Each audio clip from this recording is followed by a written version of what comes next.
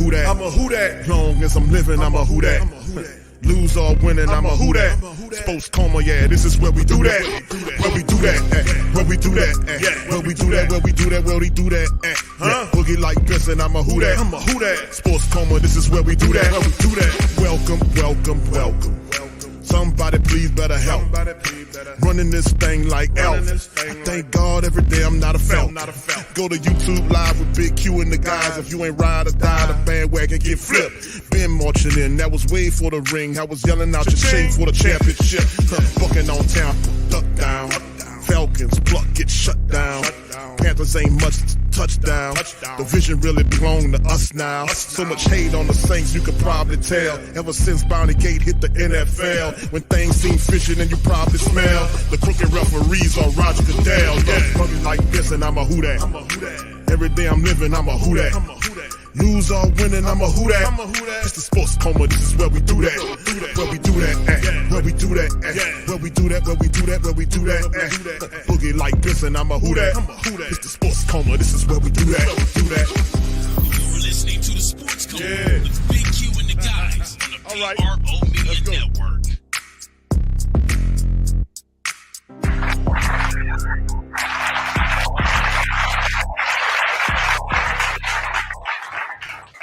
All right. Shout out to the fam, man. Like I've been saying for some time now. Welcome, welcome, welcome. You're now rocking with the Sports Coma with Big Q and the guys, where we have intense, entertaining, educating, and enlightening sport talk from your favorite sports fam. What's popping, fam? Shout out to the fam. Happy Saturday to the family. Good morning. Coffee with Q. This is where we in the building with Morning Saints Talk, man. We're doing it again. And shout out to the fam. Hope y'all having a fantastic start of your weekend, man. Been a pretty good week. Hope y'all had a productive week, man, as we head into this thing. Big ups to you guys. Appreciate y'all being in the stream. OG is in the building. Shout out to you. What's up, K? Good to see you. Much love to you. All right, my brother Gundam is in this thing. Jeremy, shout out to you, fam. Appreciate you. All right, much love to all the fam up in there. That's what Jerry. And they get rid of him. I hear you, OG. All right, Gundam says, can somebody resign this spring? Yeah, he got hurt, man. He was Quan Alexander. I picked up by the Steelers, and got hurt. I think it was last week, and Quan Alexander is done on a year. I think he had a tear of some sort, an Achilles tear. That, and he was doing pretty good the last couple of years, and I want to say he got hurt. I remember seeing him getting hurt. Yeah, he suffered. Yeah, 5 days ago, a torn Achilles here tendon. Yeah, and he's done, man. He's done for the year. But it was something I was thinking that it was something that they could possibly have brought him back this past year, because it would have been a good pickup. But I don't think the Saints are interested in doing that. We made several really good moves, getting guys like Jalen Smith, and then you had Corey Littleton was here. These are solid veteran linebackers that can help any team. The Saints just don't value them as high as, say, a Zach Bowen. I mean, Zach Bowen is undefeated. He's undefeated against Jalen Smith. He's undefeated against Eric Wilson. He's undefeated against Corey Littleton. Don't matter who it is. These guys they like Zach Bowen over all of these linebackers that are way more accomplished than Zach Bowen. No disrespect to Zach Bowen, but if he does stick and stay with the Saints, it'd probably be on a cheap contract that they would bring. A Dennis Allen would bring a Zach Bowen back. It's just it doesn't make any sense. Though it's things that they do to me that is not a good use of roster spots, like Adam Prentice. Why do we even have Adam Prentice? Why do we even have him? Like last week, when we had Adam Prentice, the fullback on the team at the time, they activated him off the injury list, and all he did was get in there. I mean, he didn't even play. He didn't record a rep, according to what I was looking at. Maybe y'all seen something. But Prentice came off the IR, was activated, and didn't do anything. I mean, he wasn't. And I'm like, that slot could have been used for Keith Kirkwood, because they cut Keith Kirkwood for Prentice and didn't even use him. Didn't use him to run in front of Elvin, to block for Elvin Kamara, to help open up holes. I don't get it, man. Like, why do you have this guy here? No disrespect to Adam Prentice. I'm just trying to get as much use out of all of our players as we could. If there's a fullback on your team, because a lot of people don't utilize a fullback, they'll have a tight end, a guy that plays like a third string tight end position, and they'll use him as a blocker. The Saints were so bad in terms of having a fullback that they would put our nose tackle out there and use him as a fullback. So where's Prentice at? He was back. Why didn't we didn't use him at all? I don't understand that. I don't get that. Now listen, if you got a fullback there, utilize him, help him use him in front of Elvin Kamara, use him in front of Jamal Williams, use him in front of Taysom Hill, use this guy in front of other guys to help open up holes and lanes. And if you can't do that, get somebody that can. We don't need a middle of the pack or a back end fullback. We need somebody that can blast open holes to move forward. Now, we did do the study and we did do the film work on our Patreon, special for our Patreon champions. The film work is up there. We kind of broke down the Minnesota game. And let me tell you something, the Minnesota Vikings, credit to them and whoever their offensive line coach is, he was doing a phenomenal job. That line, they were doing everything correctly. I mean, they were special. You look at the film, you can actually see play by play how they played as a group. They were executing those plays flawlessly. The Saints were totally outmatched in many cases, especially during the first half of that game. And you could see how it all played out. So for our Patreon champions, you can go in there and check it out. It's an hour and some odd minutes, 20 minutes of film work. And it also showed, I wanted to study the differences between Derek Carr and Jameis Winston individually on the tape. And you could see the major difference between the two. It don't take a rocket science. You can see the tape. And I've been saying this before you even look at the tape, is that Mr. Carr is not looking over the entire field. And I don't know why. That's why his options are quite limited. And he does the check down and all this kind of stuff. There are guys running free with their, here was one play where he checked it down to Jamal Williams or Elvin Kamara. I forget because he checks it down so much. There was a guy running free with his hands up, to the right sideline. It was a touchdown. He had a guy beat, but he didn't even see him because he don't cycle the field. But Josh Dobbs does. We watched Josh Dobbs on film cycle the field, sometimes twice, and got the ball away. So it's fundamental issues. It's not like he's not playing bad. He's just not doing what you're supposed to do.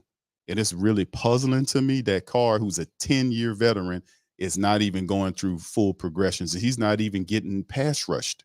He's having time and simply is looking at half the field, not looking at the full field, looking at, looking middle to left or middle to right, and then checks it down. He's not even seeing all these guys running around free. And it's like, dude, what are you doing? It's like 10 years and this guy comes here, and it's not like it. To me, it's like, what's the struggles about? He's not doing what a fundamentally good quarterback does. And the film supports it. He's not looking everywhere. He's not looking.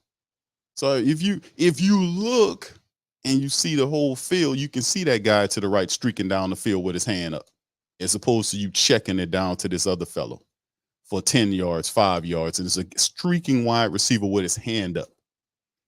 Oh, my bad, I didn't see. You didn't see him because you're not doing what good quarterbacks do. You don't cycle the field. And until he does that, man, that is so puzzling that dude doing that, man. That is so puzzling. It's really puzzling that he's doing that, man. It really is. I don't know what I could say about that, family. Like, I don't know what I could say about watching a $150 million quarterback don't even cycle the field. I don't know what to say about that. He's not getting pressured. And he just chooses bad fundamental technique all across the board to just not look at the full field. And then when he throws balls, a lot of times the ball sails over people's head. Like the first throw he threw to Michael Thomas, it was too high, and the dude popped Michael in his back. He had to drop the ball. He put him in the compromising position. And he does that a lot. So, I mean, you're not going, and I hate to say it, but you're not, until this dude cleans up these basic quarterback issues, Dude, this man don't even cycle through the field. Josh Dobbs was cycling the field. That's how he was finding all those targets. There are people open out there. He doesn't even cycle through. How can I get $150 million quarterback to understand that you need to look at the full field before you make a throw? Good grief, man. Good grief. That's a fundamental piece in the building of a good quarterback. You got a guy that don't even look at half the field. I don't know what to say about that. They got college quarterbacks right now that know better to go through their progressions. And you got this guy been in the league for 10 years and he's not even seeing the whole field. That's why he's struggling. The tape supports it. So it's crazy. But anyway, we're gonna dig into several articles today. And shout out to the fam. Please feel free to hit the like button, hit the subscribe button. By all means, feel free to share the show on the social media feed. And the family member saying QE terrified out there. I don't know if he's terrified. He don't look terrified to me. He just looks unfundamental is the problem, bro. That's the thing. I don't. He's not scared out there. His eyes are always bucking because that's how he looks. He got big bucking eyes all the time. He walk around with big bucking ass eyes. So I mean, he's not scared. He's just not. He's not fundamentally good in terms of going through. You can't. You severely compromising yourself as a quarterback and your team's success by not looking at the full field. Not only just looking, but reading where you're looking around to see if you can find the right person to go to. And if you got guys that are running with their hands up and saying, I got me, and you don't even look in a direction, you stare. And then many cases, he stares guys down. He don't even, occasionally he'll pump fake to one side and then, go to the center. But you don't see him pump faking enough because you need to do that because they're cheating. They're reading his eyes. And the dude would just come out of the huddle and stare down the guy and force the ball to him. $150 million quarterback, not supposed to stare people down and not supposed to go through half his progressions. Just saying, man. Not just it's ridiculous. He's not even seeing the field. I mean, it's like, Hugh, is that true? He's not seeing the field, family. I was looking at the tape. I see it during the live time. He's saying, what's wrong with Carr? Carr's not doing what he's supposed to do. Mr. Carr's not looking over the full field. He's not going through the progressions. The offensive line buys him time, and he looks at half the field, center to half the field, and then forces the ball in that half or the center area. He doesn't see the other guy streaking down the field. He doesn't see it. He's not looking over there. I don't know why he's not doing that, but he's not doing it. And that's too much money to be paying a dude who don't even know he's supposed to go through his progressions. He has time to do it. And the majority of the time, the dude is in the goddamn shotgun. He's in the shotgun the majority of the time. So how can you not go to your progressions? The shotgun is designed where you have more allotted time to see the field and you still not cycling through the progressions. Man, I don't know. I don't know who our quarterback coach is. Who is it? Who's the quarterback coach? Is that Curry? Who's our QB coach? Whoever it is, I think that's Curry. I know he's the passing game coordinator. I think Ronald Curry is also the quarterback's coach and the passing game coordinator. But something need to be said for that, man. How if we trust in their commentary and we know these guys are good at what they do, how is he not? I'm pretty sure he's telling them that. But it's like every game, the guy's not going through his full progressions. He's missing half the field, staring down guys out there. Just terrible, unfundamental style of play and paying a guy $150 million. And I ain't trying to disparage the guy. I'm just telling you what I'm seeing and how they got quarterbacks in the NFL and in college right now that's doing better. That has better technique than Derek Carr does. Carr's technique sucks. It stinks because it's unfundamental. And he said, we got to do better. We got to do a better job. Some asshole was in the comment section saying, oh, man, you 10 minutes of me talking about Carr and how he talks and everything. That's how we do it at the Coma. Take your smell ass somewhere else and go watch somebody else that feeds you some BS about, oh, the team's going to be fine and all this. Take your ass somewhere else, man. Time for that. That's how we rock over here in the Sports Coma. Dust their ass. But the reality is Carr is not, and it's like he's going to do better. He's going, how is he going to get and do better when people need to tell a guy to focus on the entire field, look through the entire field, Now, do we really have to tell this dude that? They got college quarterbacks that's doing that. Jaden Daniels is doing that right now. Pratt is doing that right now. For Tulane, they cycle the field, man. They cycle the field. It's not a hard game, man. They cycle the field. So it is what it is, man. But let's keep it going, man. Shout out to you, Tasha. Thank you for being a member for the last 34 months. Shout out to my girl Tasha and Sean, man. Much love to the fam. Appreciate y'all kindly. Traders Playbook says card makes us appreciate Breeze even more. Gang, yeah, and Breeze be, he got a channel now. He be looking at it. He kind of doing what Chase Daniels did, and the other quarterback they used to play. JT Sullivan wasn't really that good playing for us. He was like a third string quarterback. Anything. He wasn't anything like uh, like a Chase Daniels. Chase Daniels supposed to be the heir apparent to Drew. And what ultimately happened with Chase got paid. And people was for a period of time. Chase Daniel was like the highest paid backup in the game. Saints wasn't going to pay him that kind of money. But Chase Daniels is a smart quarterback, knows what he's doing, had a lot of success in Missouri, knows the Saints offense very well. JT knows it too. But man, it is what it is. But yeah, thank you, bro, for that. Yeah, when you look at Drew Brees, man, because we kn- that he makes it hard on quarterbacks that come, that follow him, because Drew Brees knew how to do it. Drew Brees cycled through progressions. Drew Brees explained to people what a clock is. Drew Brees will tell you that there's a clock in your head and a lot of period of time that you have to throw the ball. He would do that. He would say, listen, 1 Mississippi, 2 Mississippi, 3 Mississippi, and get rid of the ball. He understood that you didn't have forever in the day to stand back there in the pocket like Carr does. He has no clock in his head, no concept of time, no real pocket awareness of protection and awareness of his what's going on with the pocket. You watch the footage in the Minnesota game with Josh Dobbs. Dobbs don't even play that much, man. He was a quarterback that was predominantly a backup quarterback for years since he been in the NFL, and he comes in there and listen how and you watching the game how he is filling the pocket. I mean, the pocket is moving, its adjustment. Saints are trying to get to him. He's moving around. He feels the pocket. He sees the motions. He's able to scramble out and make plays. Our $150 million quarterback doesn't do it. And whether they won't protect him or not, you can't protect him if he's operating unfundamental. And that's what he's doing, not being fundamental out there. That's why the offense looks stagnant. It's not flowing because he's not doing what it's supposed to do. And Jameis gets in there and cycles the field and make plays. When Jameis got in there in the second half and we able not only score 2 touchdowns, to also put two two-point conversions on the back of those, which is incredibly difficult to do, to get a touchdown and then a 2-point conversion, and they know you coming with it. And they were successfully able to operate that on those drives. It's very interesting, man, to see exactly how it all shapes up in the end. In the end, Jameis gets in there and the offense flow. He doesn't win the game. He makes it a little bit more entertaining for us, because it would have been a blowout if Carr wasn't knocked out of the game. They just would have ran you off the field. He made it more competitive. But the issue is, how did he look so different versus this other guy? Because he was seeing the field. He was putting the ball in the area where people could make plays. That's what he does good. And ultimately, the Saints offense just looked like what it did. So anyway, thank you, bro. Appreciate y'all for your support. Appreciate Traders Playbook. Much love. I want to say thank you very much.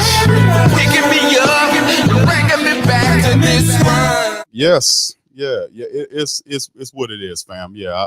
Every now and again, I'll let a couple of hot ones go, fam. Because like I've been doing this for a long time, family.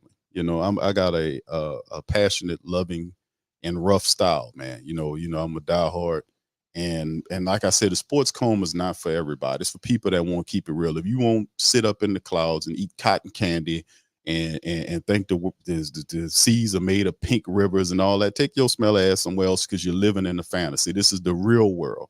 And in the real world, things don't always go as planned. And you have to look at both sides of it. And that's what we do. We don't sit here and sugarcoat or placate, because many times people that do that have an agenda. They working hand in hand with these people, so they can't say too much about them without them getting their hands slapped. Do you get it? So we keep it real, because that's the voice people have. Like, most of the times you'll hear people frustrated, but you turn on the radio and listen to it, you won't hear this type of passion coming through. You won't hear that passion coming through like that, because we directly impacted, because this is our squad. So that's why the coma was created by that mere measurement. Like, these people wouldn't tell it real, so somebody got to tell it real. We gonna tell it real.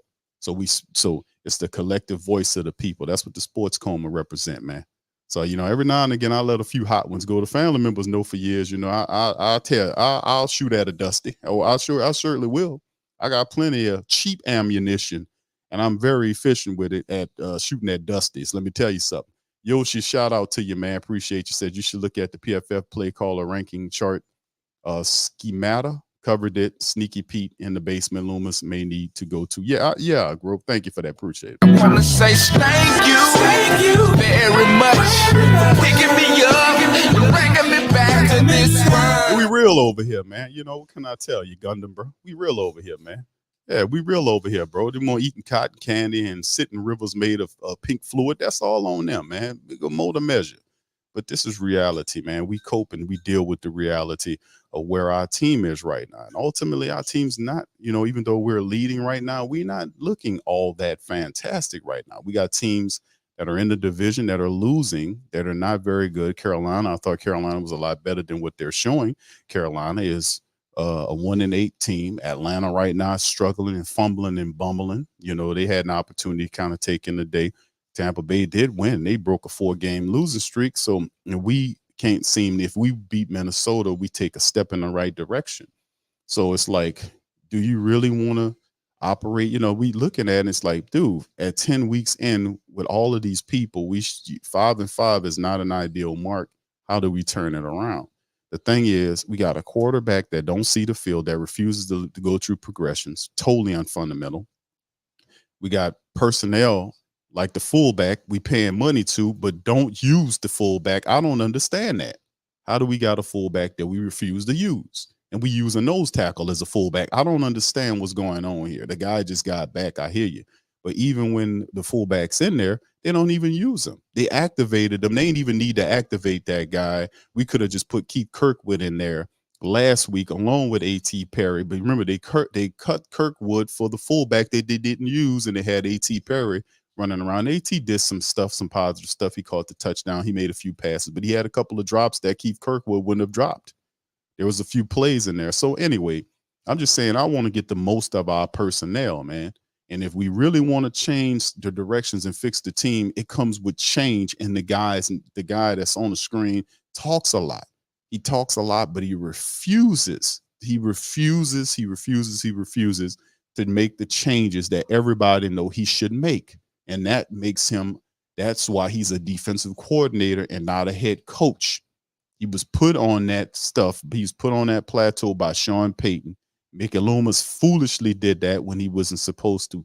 Mickey thought, to his credit, that he thought that nobody could screw this up. You had a playoff team that was loaded. You had a guy that knew Payton's philosophy that was there running the offense. And you had the defensive coordinator who had a decent defense. We sign a few more people. We keep this thing going. But he failed to recognize that you needed a head coach to still channel that. And Dennis Allen is nobody's head coach. He's nobody's head coach. So it is what it is. But let's take a look at some of this stuff right here. Saints coach Dennis Allen pledges to evaluate everything during the bye week. Do you believe this? Do you believe? See, that's the thing. Do we believe this? Do we believe this? All right, Gundam says, did you see this statistical data on Carmichael play calling? He's dead last. Yeah, I've seen that, bro. I've seen that, and that doesn't surprise me one dusty bit. Let me tell you something. It really doesn't. It doesn't surprise me one bit about that Pete Carmichael stuff. It really doesn't, bro. It really doesn't. You know, but who's accountable? And the guy been knowing that. We've been knowing that. And it's clear, optically speaking, the offense looks disjointed. It looks frustrated. It looks inorganic. It looks terrible. It's fractured. It's almost like misfiring an engine. Sometimes it'll hit. Sometimes, a lot of times it won't. It's supposed to flow. It's supposed to flow like a endless current, smooth and efficiently with all of these people here. And it doesn't, because the guy doesn't know what he's doing. Instead of changing him and getting somebody else to do it, the guy sits on his ass and he lets it keeps going. And now we in week 10, a team 5-5, and he talking about looking for answers. This is insane.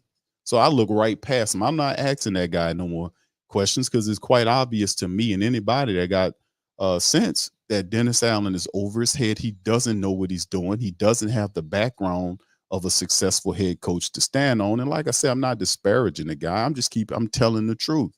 I'm telling it what it is. He doesn't have the attributes needed to take this team to a playoff or even a deep playoff run. He's lacking a lot of really powerful and positive coaching traits that you would need to do that. He simply doesn't have it, and that's okay. You're not supposed to be there. Dennis Allen is not supposed to be the head coach, and Mickey Loomis should have known better. You don't, and they did this stuff. They violated the Rooney Rule by doing it, by hiring, and that's why Brian Flores kicked their teeth in on defense against the Minnesota Vikings, because they passed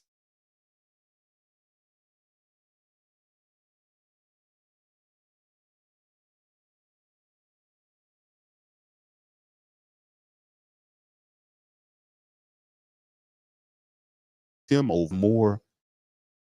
Yeah, thank you, bro. Yeah, he says, despite a 5-5 leading division, should the Saints win the division title, goes to the playoffs, does not execute how poorly the team has performed. Indeed, fam. I don't like how the team looks. I don't like how they look. So anyway, while Allen isn't singling out any particular players, he foreshadowed possible changes when the Saints return to action. Do you believe this guy, man? This guy has said this before and then got up there and said that no changes are going to happen and there was supposed to be changes. And he continues to say and lie to the people and misdirect the people that changes are coming. The only change that needs to happen is at the offensive coordinator level, for real. Derek Carr really needs to be sitting down or set down or whatnot until he learns how to see the field. Are they even telling him that? That's the point and problem. The problem with the Saints offense is Carr. Is Carr on the field? Is Carr off the field? Is Carmichael? Overall, is Dennis Allen, because he refuses to make the changes. That's the problem.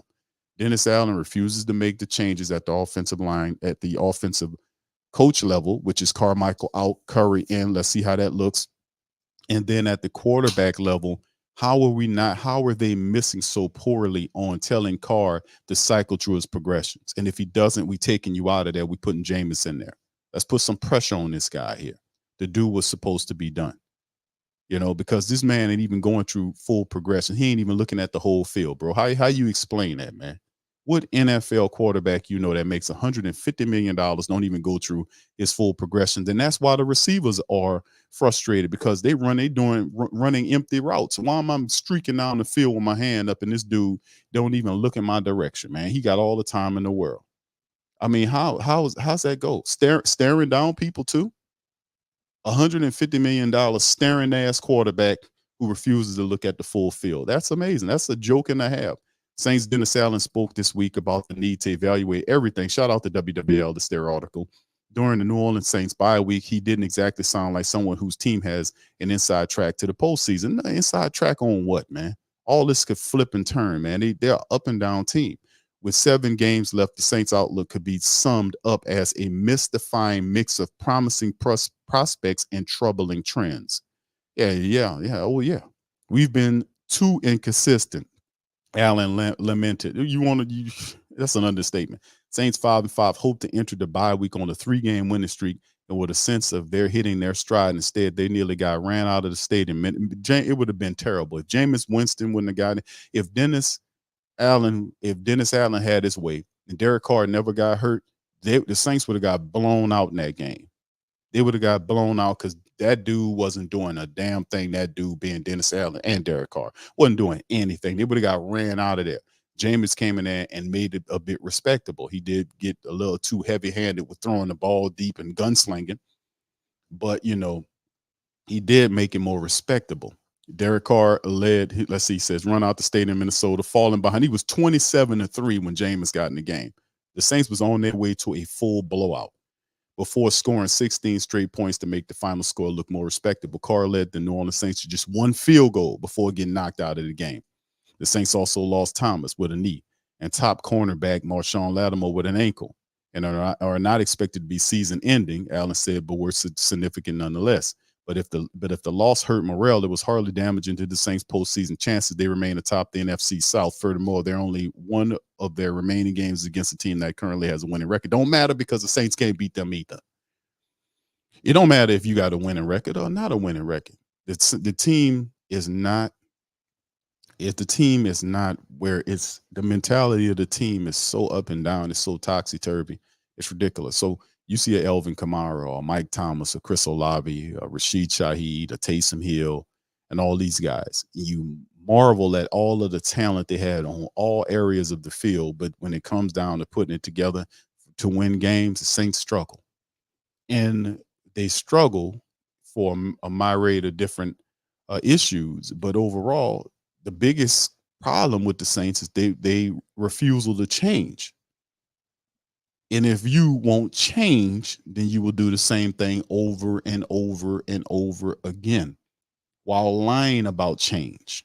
We're going to change. We're going to change. And then when the time comes, media say, what you going to change? Well, there'll be no changes at this time. I'll let you know. So, I mean, this guy don't know what he's doing, man. If the loss hurt morale, what morale? What morale? Where the pride at in this team, man? Where's the pride? You got Detroit at 7-2.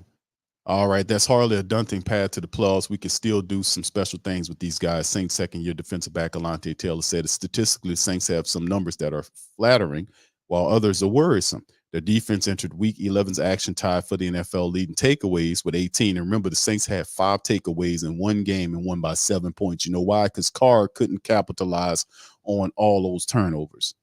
That don't even make sense. You get 5 turnovers in the game, and the offense went dead in the water. It was like prior to him getting knocked out of the game against Minnesota, there were 4 quarters in which the Saints didn't score a touchdown. It was 4 quarters, a full game worth of 9 touchdowns from Derek Carr's offense. Amazing. Saints have some numbers that are flattering. Okay, he says the lead to takeaways with 18, 12 interceptions, 6 fumble recovers. They rank 10th in the NFL in yards allowed, 9th in points allowed, but their 18 total sacks is tied for 26.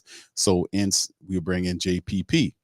Offensively, the Saints rank 12th in yards per game, but 22nd in the third down efficiency, 8th in scoring, 24th in the red zone efficiency, converting just 48.6 of the possessions inside the opponent's 20-yard line into touchdowns. The Saints have been competitive in most of their games, but have no victories over teams that currently have a winning record. They also have lost to 2 teams, Green Bay and Tampa Bay, that entered the week with losing marks. So they're equal opportunity losers. They'll lose to a team with a good record. They'll lose to a team with a bad record. Can't get them there. And signing Carr, the Saints hope to solve the offensive woes from a year ago. So far, that hasn't happened, even though there has been good days and big plays that have demonstrated their potential to be better. Carr's 4 interceptions this season, relatively few, but his 10 touchdown passes are fewer than 18 other QBs in the NFL. 18.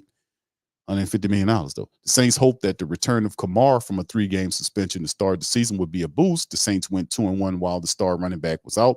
They are 3-4 since his return, and he remains at his current 3.7 yards per carry. That would be a tie for a career low for the 2017 Offensive Rookie of the Year. In the Minnesota game, Elvin averaged 4.7, almost 5 yards per carry. The Saints only gave him the ball 9 times. In the second half, when Jameis was in the game, the Saints went just totally pass crazy and just went away from the run. They went totally predictable. Perhaps if you mixed in some draws when you was in the second half and you were doing the 3 to 4 play, 3 wide receivers or this or 4, you mix a little draw in there when you got them wheeling back because they know you want to throw it. Use the draw to kind of balance it here to keep them honest. The Saints went away from that. Taysom Hill was noticeably absent in the second half of the Minnesota game, by the way. Thomas, who missed most of the past 3 seasons with injuries, made it through most of his first 10 games. Credit to Michael Thomas for that. Seriously.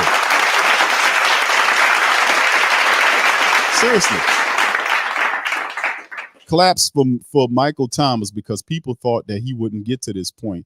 Michael Thomas missed a lot of time. He's been healthy for these games and severely utilized, just like most of our Saints weapons. His 39 catches for 448 and a touchdown made him the 3rd most productive receiver on the club, but he has not resembled the all-pro he was in 2019 when he set an NFL record for catches in a season with 149, and it's not yet clear when he will be back. So we lose him for several games down the season, but his numbers could have been a lot better had the Saints utilized Michael Thomas. It was times when they didn't even look in his direction. They didn't even throw to him correctly.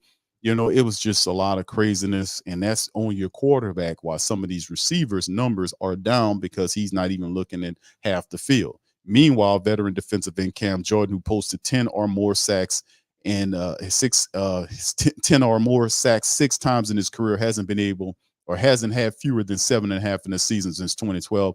He has just 2 this season. That's very alarming. But then again, it's not, because Cam usually catches his stride. He did this a couple of years ago when he was able to amass a bunch of sacks in the back end of the season. So you can never kind of look at that with Cam, because he'll get fired up on the back end. While Allen isn't singling out any particular players, he's foreshadowed possible changes when New Orleans returns to action in Week 12 against Atlanta. The coach spoke of reviewing his team from top to bottom. I don't believe you.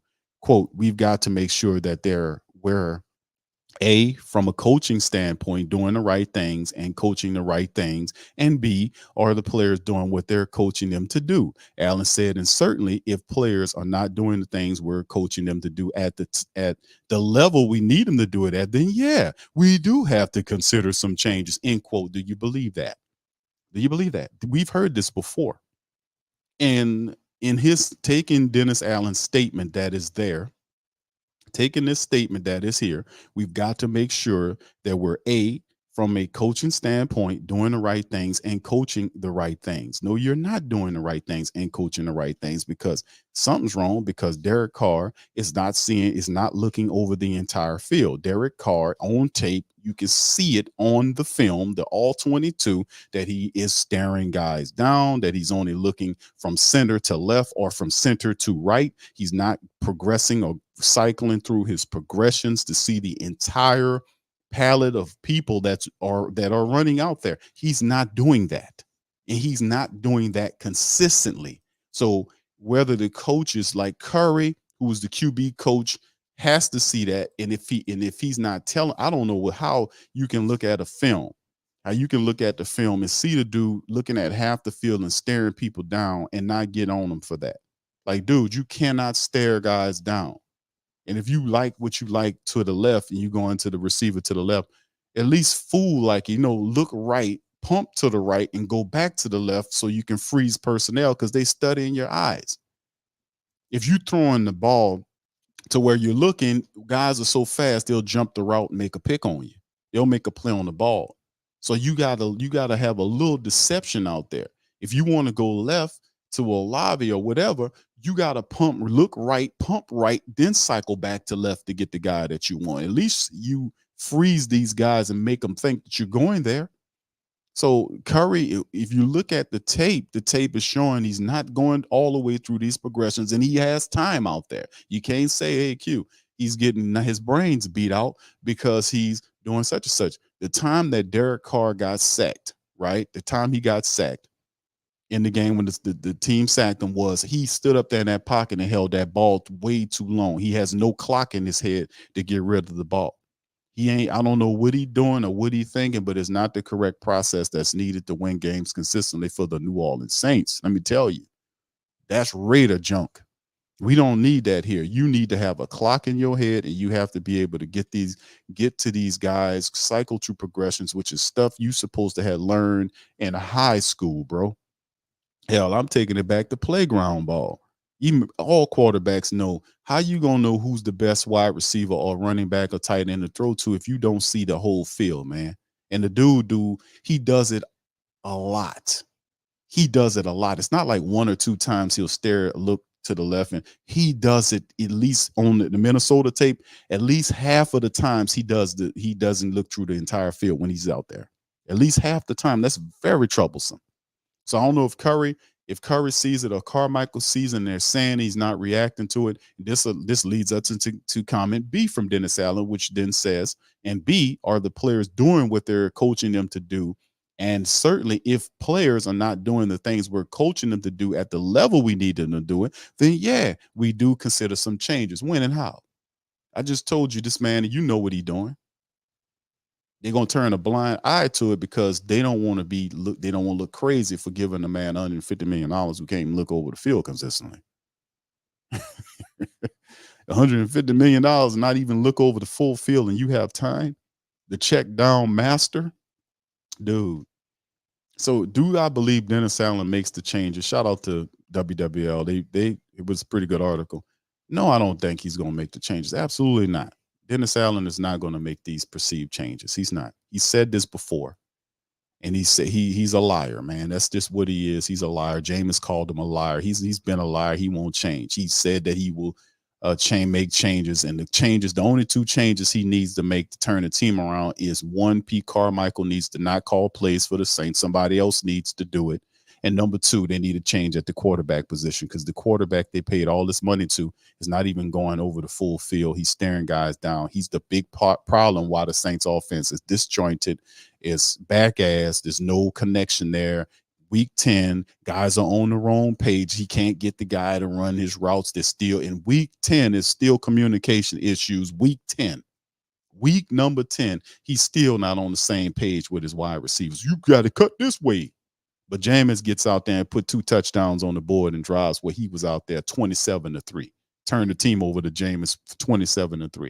Couldn't get the offense out of the mud, stinking it up, 3 and outs all over the place. Josh Dobbs, a guy that make less than 1% of what he makes, and he out there tearing them up, outperforming them, running around on them, finding his tight ends and wide receivers and pocket awareness and every damn thing. I mean, good grief. Can we get that guy? Give me somebody that know how to look over the field, please. This was a bad choice getting that guy here, man. Very bad choice. And looking at the field, like, dude, he wasn't like this with the Raiders. He actually looked over the field. Why now you don't see the whole field when you come to New Orleans? I don't understand that, because he was actually going over his progressions with the Raiders. How do you come here and get worse? I don't understand. Anyway, and of course, the sign of Saints sign, we knew this several days back, Pierre-Paul to the team, and what Pierre-Paul brings, man. Of course, we talked about the pass rushing from the Saints and how it is not doing, very well, and it kind of attributes itself to a lot of the from the defensive perspective. Well, we can't get home. The Saints can't get home to get these quarterbacks on the ground. They're allowing these quarterbacks to leak out and run all over them. JPP is like in his mid-30s, but he's a guy that can come up off the bench and help you make some plays. He's a guy that you can move in there if you use him correctly, who can provide some pass rushing aid there. He's also a guy that can maybe be a good influence. So some of our young defensive ends, like Carl Granderson, is really good. Whenever Peyton Turner gets up off the IR, Isaiah Foskey, these guys, both of them are banged up. Perhaps he can kind of, with all of the valuable stuff that he done brung over the years, maybe they can, a little his positive game and technique can play off on them, because JPP is a force. He always been a force, and having him with the Saints and coming in off the bench to help us, man, that's a positive in my book.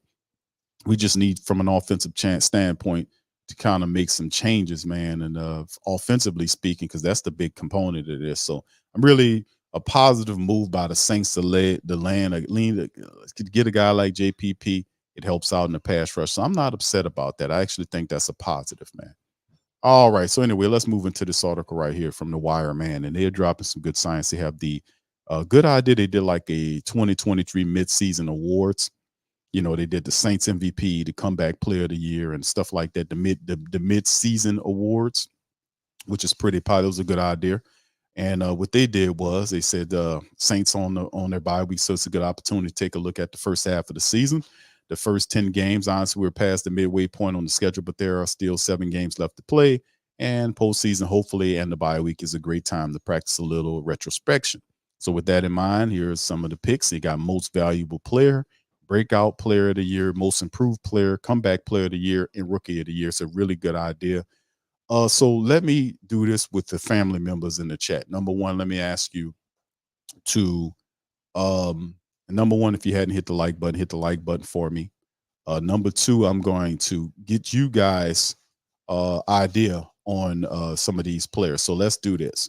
All right, we're gonna start off with the most valuable player. Let's hear it. Y'all put in the chat who you believe the most valuable player for the Saints is at this halfway point at the bye week. Y'all put it in the chat. Let me know who you guys think the most valuable player is for the team at the halfway point. Y'all put it in the chat. Let me know. Now in the article, they have some different people that they kind of throw at. There's Elvin Kamara they throw at there. Elvin Kamara is a good call on it. Taysom Hill's another one somebody threw out there. Demario Davis. is another guy. Who do you guys think at this point is the MV? We're going to start with at the most valuable player. Which one of these guys to you is the most valuable player? All right. Okay. Okay. We got some good ones here. Okay. Paulson Adebo. Gundam says, okay, good. Yeah, that wasn't listed in the article. Somebody put Demario Davis. Even though Demario Davis is doing pretty decently, I think other people are kind of outshining Demario Davis at this point. You know what I'm saying? But yeah, Paulson Adebo Gundam is a really good one. All right. Who else we got? Barbara says Adebo. Thank you. KK, what's happening? All right, Adebo. Clint says is Olave. Wendell says is Adebo. All right, cool. Tyrone said Rashid Shaheed. Okay. Tragic says Adebo. Okay, Debo's a really good, solid choice right there. So we're gonna look at that. Look like a lot of the family members, Adebo's gonna win by default. So we kind of looking at that thing. I guess we could kind of handle it like a there go T Roy. He says Adebo. So look like Adebo wins the most valuable player at the bye week so far. So yes, Ace, a shout out to you says Adebo. Okay, appreciate you, fam. Appreciate you. All right. So okay, Eric says Granderson. Yeah, that's one Granderson charge right there. I was thinking Granderson too, 5.5 sacks. But what Paulson Adebo has did has been really good. Who that says Paulson Adebo? Thank you, sir. Appreciate you. All right. Rock, shout out to my guy, Rock, man. He's a Carolina Panther family member. He says the Saints family members. Yes, yes. I like that one, Rock. Shout out to you, brother. All right. So, yeah, man. So, look like so Paulson Adebo, obviously. All right. I see you, Drip Fam. G Fly Drip Fam says Mr. Taysom. Okay. Thank you, fam. I appreciate you. But look like Adebo is going to get the most valuable player of the year. The family members in the chat says Adebo. So Adebo gets the most votes. He wins the most valuable player of the year. And I can get that. Has been playing really well. And now with a Laddie Daddy out, he got to get to that CB1, man. He's going to bump it up to CB1. Alante Taylor is going to bump it up there. So it's going to be interesting to see how all that happens moving forward, man. We need to kind of watch out. Yeah, Eric says can't complain. Adebo, it's a good call. Adebo is a real good call. All right, family. So let's move to the next one. Breakout player of the year. Who are you guys breakout player of the year? Y'all put it in the chat. Let me know who's the breakout player of the year. All right. And a couple of the candidates that the Wire puts up is Rashid Shaheed. I like that. Carl Granderson with 5.5. At this point, remember, he had 5.5 last year for a full season. Carl has that right now. So he could very well be on par or on pace he's on pace for a 10 sack season. So if that carries on what is doing, Carl Granderson could have 10 sacks by the end of the year. Rashid Shaheed looked really good too. So who do you guys have for the breakout player of the year? Who's your call on breakout player of the year? All right. Who you got? All right. Barbara says it's Granderson. Okay, thank you, Barbara. Shout out to you. Asa says Jordan Howden. You think Howden is the guy? Okay. All right. Who else we got? Who that says Granderson? So does T Roy. All right. Brother Gundam says Granderson hands down. Okay. All right. What's up, Randolph? My dog Randolph says it's Taysom Hill. All right. Eric says Granderson. Clint says Granderson. All right. Robert says defense, Adebo, offense, Hill. Okay. OG, what's popping, bro? Says Shaheed. Okay, cool. All right. We got a lot of Granderson in there, man. A lot of Granderson votes going on. Granderson leading the vote for breakout player of the year. I mean, you can't dispute. I mean, Rashid Shaheed's been doing a phenomenal job offensively speaking, but really, you look at Carl Granderson, 5.5 sacks. And you know, this sack count is one of the biggest, in the NFL. You got how many sacks you have, and then wide receivers, touchdowns, catches, and then of course the sack total, quarterback touchdown throws, stuff like that.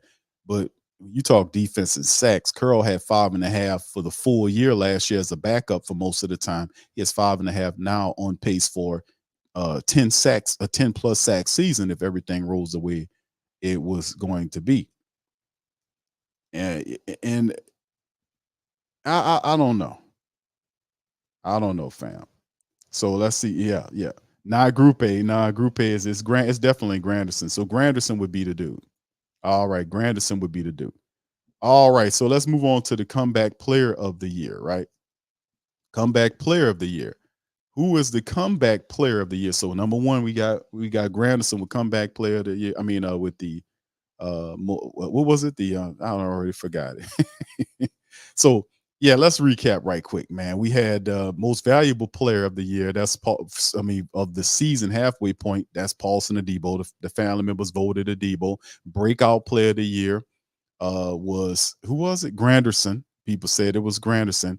And who would be the comeback player of the year? Who's the comeback player of the year? Who's the comeback player of the year? Y'all put it in the chat. Gundam says it's Michael Thomas. Barbara says it's Mike Thomas. Okay, cool. All right. Who's the, okay, Clint. All right. A lot of MT comeback player of the year.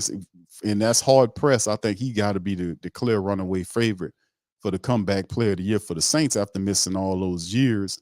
And then ultimately what you end up doing is you got to bring he comes back and he plays some years for you after missing all them injured field years, and he has some good production. So he's hurt right now, sad to say, but it's hard pressed to kind of look at Michael Thomas up to this point and say that he's not the comeback player of the year. And look like hands down, the family members are going to vote Michael Thomas in there. Look like he's going to win it clear. Dave says it's MT too. All right, Gundam says Thomas showed tremendous leadership for the young.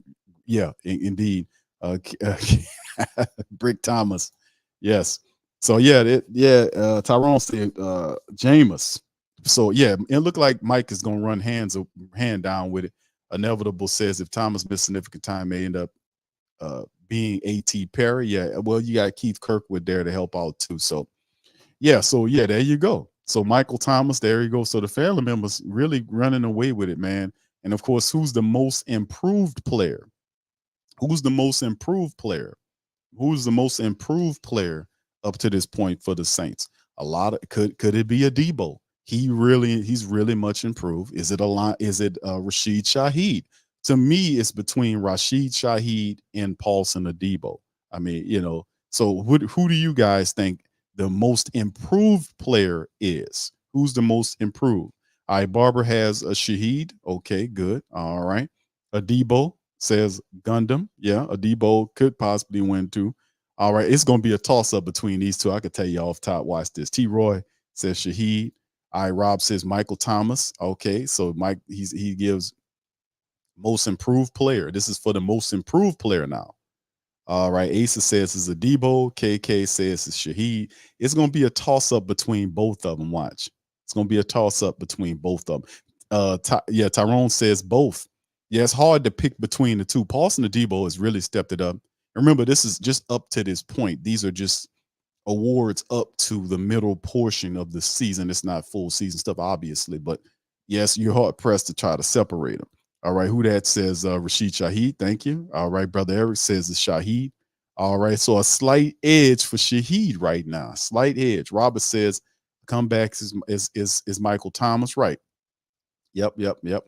But like I said, yeah, you ain't kidding. You ain't kidding about it. It's comeback player of the year is definitely Mike Thomas, man. So we got that straight. But who's the most improved player? All right, Adebo says Dave, or thank you, sir. Rock says, well, it ain't Jameis. Okay, thank you, man. All right, Corey. Okay, what's up, Corey? He says Pete. Pete is the most improved. Okay, that's a unique one. All right. Okay, shout out to you. Argentine Dogo says, I've been disgusted with the Saints for a few years now, Q. I'm still an avid listener. I just don't do much commenting. You're on point with this team. I refuse to root for them until it changes. Wow. Powerful sentiment, my friend. Thank you for sharing it with us, man. And the Great Saint Think Tank definitely shares in with a lot of what you're saying, man. We are physically, mentally frustrated with the direction of the Saints, how things are handled or not handled, how things, how it's quite obvious this guy that's on top of the team at the head coach level is not a real head coach. He doesn't have the attributes needed to guide this team or the resume to do it. He is not that guy. He's not cut from the cloth of a good head coach. He is merely a coordinator. There's nothing wrong with that. He can be a coordinator on a good team. But we definitely agree with what you're saying. Thank you, sir. All right. So Inevitable says comeback is Thomas. All right. Then you got Andrews, Kelvin. Okay. So two Andrews Pete's. All right. That's a unique one there. So to come back to most improved players, they're giving it to Andrews Pete. So I'm gonna have to say though, fam, look like based on what the tally is Rashid Shaheed is going to ultimately win the most improved player of the halfway mark here. All right, so let's move on to I think this is the last one, is rookie of the year. I think that's the final one right there.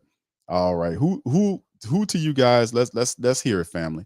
Give me the rookie of the year. Who's the rookie of the year in your estimations? All right, and just to let some of the family members know, Brian Bresee is one of those guys. You got Jordan Howden, and really not a lot else to kind of talk about there. But who are you guys rookie of the year? Let's go rookie of the year to you guys. Let's hear it. Gundam says Howden all day shows great intelligence and maturity. All right. Barbara says Brazil. All right, thank you there. Appreciate you. So we got Howden, Shaheed. And I think he's saying something else. Brazil is another. Okay, get Howden. Okay. So we got a few of them. Howden, Asa says Howden. Tragic says Howden. Okay, damn. All right.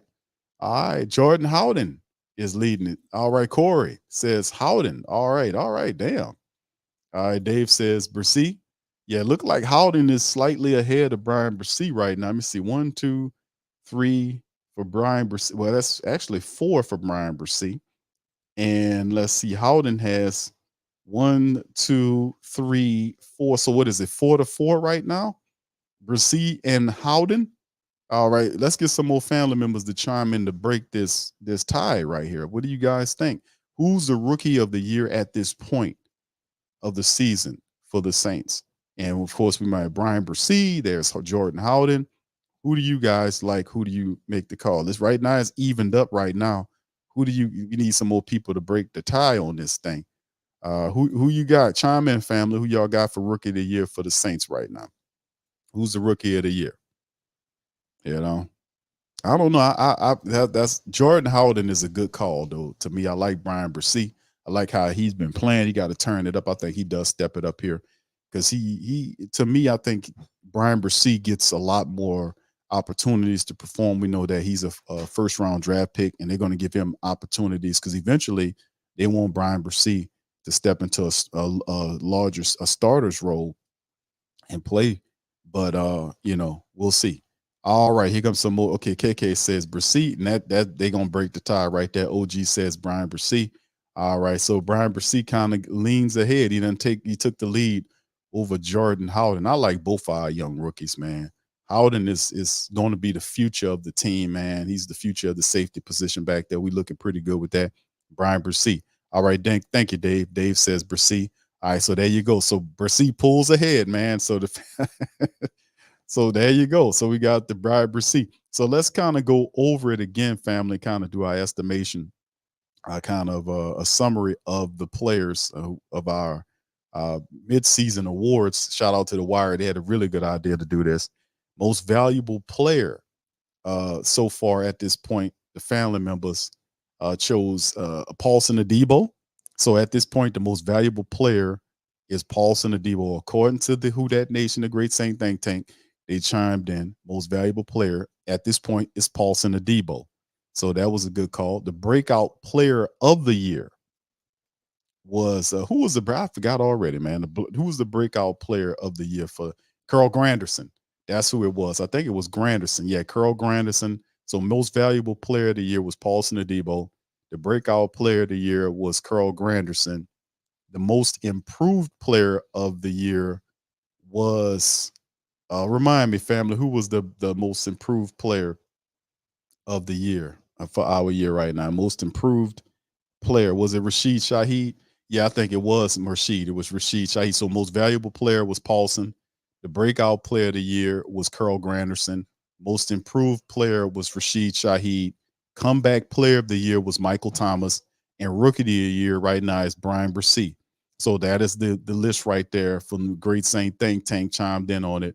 Once again, the most valuable player up to this point, as voted by the Who Dat Nation, the Great Saint Think Tank, is Paulson Adebo.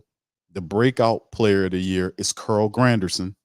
The most improved player of the year is Rashid Shaheed. The comeback player of the year is Michael Thomas. and the rookie of the year is Brian Bresee. So there you go, fam. So that was pretty fun to get the thought process on the family members about that. Yes, indeed. So indeed. All right, Hemisphere says, unfortunately, our coaching staff does not know how to use people properly or correctly. I wanted to see how the rookie running back does, but he has hardly been used much at all. Yeah. That's unfortunate because he's been uh he's been in the game, but I ain't gonna say I was disappointed in him because he's been dealing with injuries. He was banged up prior to the regular season. He got banged up inside of the season. He's been having, fighting with these different little nagging issues. Right now, he's currently hurt. So, yeah, he gets an opportunity to get in there. And I was really excited how the Saints used the three running backs. Like they had, it was a game where they used all three, including Taysom Hill, which would make four people in the full power of the running back room, and they have I ain't gonna say they have a low IQ, but it's a part of it. They have bad memories. They have their memories bad. Like they can't take things that work from a previous game and add it into the game that they plan. It's like they scrap everything.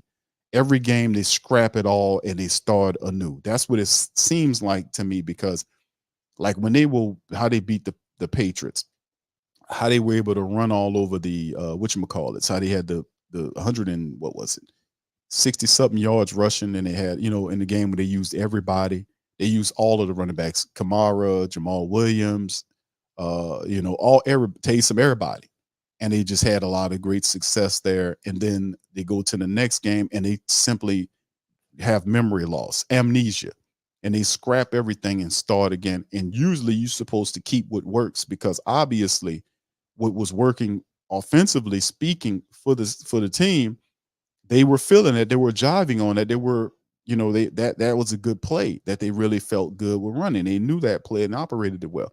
The Saints go away from that stuff and scrap it almost like it feels like every game it's a different thing they do. They don't very rarely do they bring over things that really work really well and continue to use them. Like they had the great thought process in one of the games to kick into the 2-minute offense when things stall a bit. They didn't do that at all in the first quarter in the Minnesota game. Not at all. And they seen the offense was struggling bad. And the score was 27-3, and they still wasn't doing it. How do you explain that? And they come and they said in press conference, well, when we struggle, they'll tell you everything. They'll come in the press conference and we listen to all the crap. We listen to all the garbage. And that's the thing that really kind of upsets a lot of the family members too. It's like we'll listen to a lot of the crap, we'll listen to a lot of the garbage that these guys will spew out, right? And then they'll come into the next matchup and they'll go against what they said in the press conference. Like it's real strange. It's like, okay, usually when you focus on something that's problematic, you're supposed to fix it and stop it. Like against the Minnesota Vikings, leading into the game, all we talked about the entire week is the Saints stopping the quarterbacks from scrambling on them, from ad-libbing, creating plays, scrambling outside of the pocket to extend plays all week long, to the point where the defensive coordinator was talking about it, Joe Woods, Cam Jordan. We played it here. They are Dennis Allen, all of them, the media, that was the main talking point the media was putting on the team was, how do you stop the running quarterback threat? We know the guy scrambles around. We know this, that, and the third. We can't let him scramble around. And then what happened? He scrambled around and put up 27 points in the first quarter and just basically beat the Saints in the first half. They just played a half a game and was good enough to beat the Saints. The offense just went all over. The Vikings offense just tore the Saints defensive unit up, tore them up, embarrassed them, dominated the line in the first half, and they did just enough to beat the Saints in the first half by putting 27-3 by the time Jameis got in there. And then when they knocked Carr out, but they done just enough in the first half to beat the Saints for the entire game. But they were focused on stopping the QB threat. It was on their minds, and then they go out there and let them do it again. And I'm like, how is that even possible? You had it on your mind. It was a sticking point in the meetings about what we couldn't allow to happen. If it was something that we didn't know or we wasn't paying attention to and we was watching for something else, that'd be different.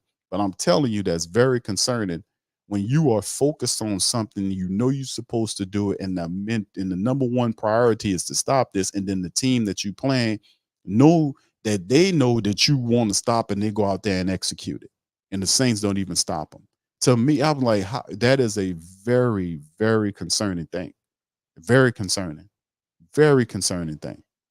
So it is, 24-3 by half. 25, I say 27-3. They beat them by halftime. Only thing the Vikings need to do is kick a field goal in the second half to make it 27, whatever it was. And the Saints were able, they couldn't come from behind. The Vikings beat the Saints alone just in the first half. They did enough to beat them in the first half of the game. The defense did enough, and then Brian Flores' defense. That's right, Brian Flores, who Saints interviewed for a coaching job, didn't take him seriously. His defense beat the Saints. We were showing on film, family, when you watch the film, that they was watching Carr. And when Carr lift his foot ready for the snap, they would point at each other and then jump to a different position. They would literally move and shuffle themselves in front of the Saints offensive line and blitz. And it would scramble up the Saints offensive line. They don't know who to blitz, and then they would be able to get pressure. That was two of those plays when they shifted on Carr, who's seen them do it, who's like, okay, these guys are doing this. We got to adjust to what's going on. Two of those plays, the Minnesota Vikings were able to gain pressure and force an easy completion throw to Rashid Shaheed toward the left side of the field that would have been converted to a first down.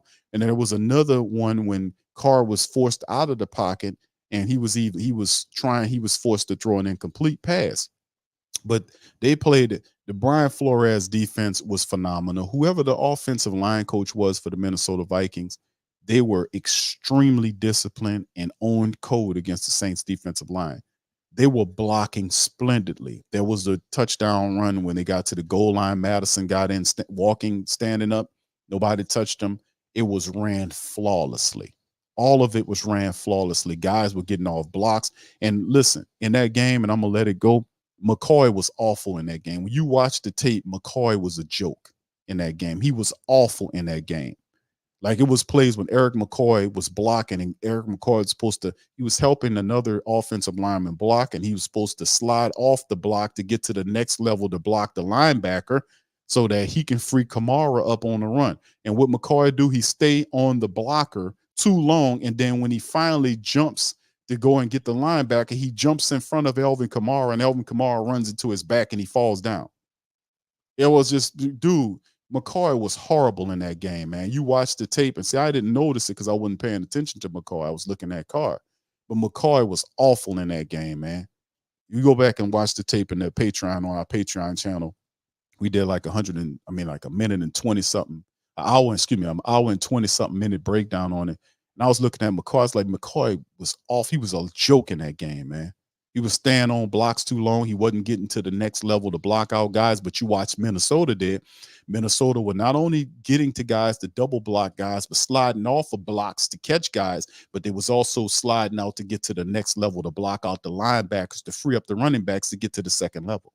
That's what it's all about. Saints offensive linemen are not sliding off of them defensive linemen to get to the linebackers so they can free open to that second level so Kamara can get there. That's why all those runs look more difficult to do, because you got to slide off them. If you double blocking a guy, if you blocking the defensive tackle, the guy got him, you're supposed to slide off of him to move to the next level to catch the linebacker. And that linebacker, I forgot to do, I think his name is Hicks. Hicks was balling out there. Hicks was balling because there was nobody sliding off to go and get Hicks. And Andrews Pete wasn't good either in that game. In many cases, Andrews Pete, there were times when McCoy, they would pull on screen plays. Alvin Kamara had a screen off to the left side of the field, and McCoy and Andrews Pete moved toward, and Purse was when one of those plays followed Alvin Kamara. They jump in front of him from the screen to the left side. It would have been a big gain, except the fact that McCoy didn't block anybody. He ran past two people. And Minnesota was not allowing you to break open field tackles. Those guys were tackling and making open field tackles to stop guys like Alvin Kamara from doing anything. They were wonderful at that. So I got to give Minnesota a shout out on that. But the Saints offensive line has to perform better, man, in blocking, especially when you're doing these screens. Block somebody. And McCoy, man, that was not a good look on that film, man. Eric McCoy, dude, you look terrible in that game. That was terrible. McCoy, that was one of the worst plays I've seen McCoy do in a while, when he was double blocking on the defensive tackle for the Vikings. And then at the very last minute, he seen a linebacker coming in because he knew he seen Kamara behind him. And what Eric McCoy does? He jumps in front. Obviously didn't see Alvin Kamara about to hit the lane, because the play is it. Jordan Hicks seen Kamara coming through that gap. And McCoy pulls off the lineman too late and jumps in front of Alvin Kamara. Kamara runs into his back. Jordan Hicks just stops him right there. Like, dude, come on, man. So, I mean, what's going on, Doug Marrone, with this kind of stuff here? We can't have this. Guys got to understand what they're doing here. And 10 weeks into the season, this type of stuff shouldn't be happening as frequently.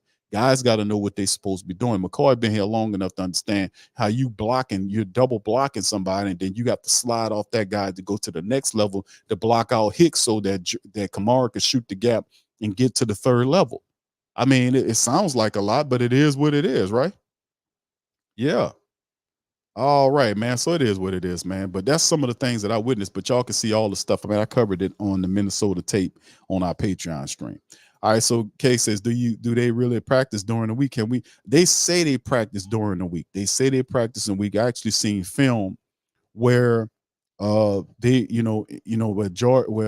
Werner was actually spying on the quarterback. Like, he was trying to spy him. There's a few times you seen him spying, but just Josh Dobbs just takes off on him and scrambles to the edge. We know Pete Werner not the fastest dude in the world. I mean, we like him, but he's not the fastest linebacker in the world. And Demario Davis ain't either. Demario's getting a little old. He's solid, but but speed is not a part of their game right now. They're solid linebackers, but speed is not a part of their game. We knew that. We definitely know that. But yeah, they practice. But it's not translating consistently. They practice a lot, but it doesn't make any sense to me. Hemisphere, anyone notice that after offense goes to sideline, how often does Carr have a pad in his hands? Often he noticed he sits on the bench looking crazy, trying to see what he missed. That's what it is, because the pad gives you the overall view of, he plays back those plays and he sees the guys that he missed.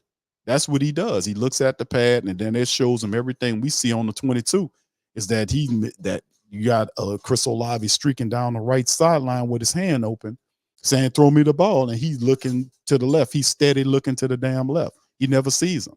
And that's the thing. It's like, it's all on film, man.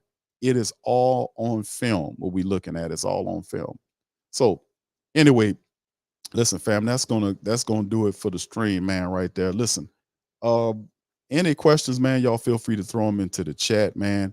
But I just think that at this point of the season, man, right now at 5-5, there's a lot to be looked at. Now, Dennis Allen, on the other hand, has to be able to figure out, I mean, listen, I don't know if he makes the calls, fam. I don't know. History says no, because he's, but if he's being promoted by a higher authority, and, we talking Mickey Loomis, who's above him, to promote him, that says, then there's a lot of pressure going on here. I think you should listen. I'm just tired of it. I just think you need to make the call. Make the call. Change. Change is good. I'm wondering if Mickey having those type of conversations with Dennis Allen, because we should be at week 10 and talking about,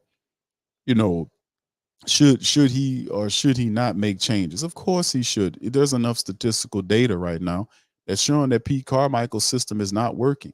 His version of Sean Payton's offense is failing. It is definitely showing us that much. Statistically speaking, it's not very good. It's disjointed. Optically, it's ugly. It's inconsistent. It's frustrating to not only us to watch it, but the players involved too. So, I mean, 2 of our 3 starting wide receivers were arrested. I hate to laugh about it, but 2 of our 3 starting wide receivers were arrested, within the last month. One guy was speeding because he's upset and obviously frustrated. The other guy bricking up people's shit. So, I mean, I don't know what's going on here, man? It's just a clear indication of frustration. So I don't know what's going on, man. All I can say, fam, is that they're frustrated like we're frustrated, man. Because you imagine we sit up here watching it from afar, and then they are there in it right there, and it's not good.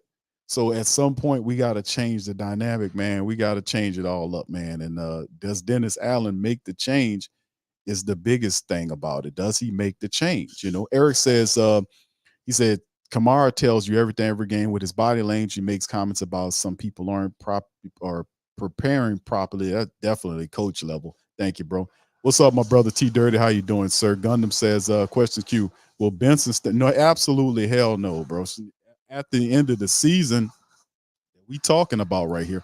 I don't know if that's the case, bro. Is if Gail Benson steps up, because at the end of the season, I'm going to tell you, and I'm gonna be honest with you. I think the Saints are going to they're going to, like, right now they're 5-5. Dennis Allen is just, he's going to win enough games so that they can build the case to keep him. That's what's going to happen. So the team is a middle of the pack team. Now, talent wise, they're an elite team potentially, but statistically and mindset wise and how they're playing right now, this team is a middle of the pack team at best, right? It was documented that they lose to good teams, and the Saints are equal opportunity losers. They'll lose to a good team or a bad team. It don't make them no difference. They don't, they'll lose, and that's been showing during the season up to these 10 weeks. They lose to good teams or bad teams. It don't make a difference. Teams that's missing their starting quarterbacks, their best wide receivers. Could you imagine what the Vikings would have looked like with Kirk Cousins and Justin Jefferson there, and the Saints got beat like that? Could you imagine what it actually would look like if Cousins and Jefferson was playing? So I don't think Gill does anything, because they're going to wait this thing out. Dennis Allen's going to win just enough games to give the Saints a reason to be able to defend him. They'll do what they did last year. Well, they'll say, well, listen, we having progress. Last year was 7 wins. This year is 9 wins or 10 wins. And then you'll win. You, depending on what you do with the Atlanta Falcons, because that's your biggest competition. We'll know Tampa Bay pick up some wins and whatever. But between those 3 teams, now, depending on how you handle Atlanta. But listen, let me tell you something.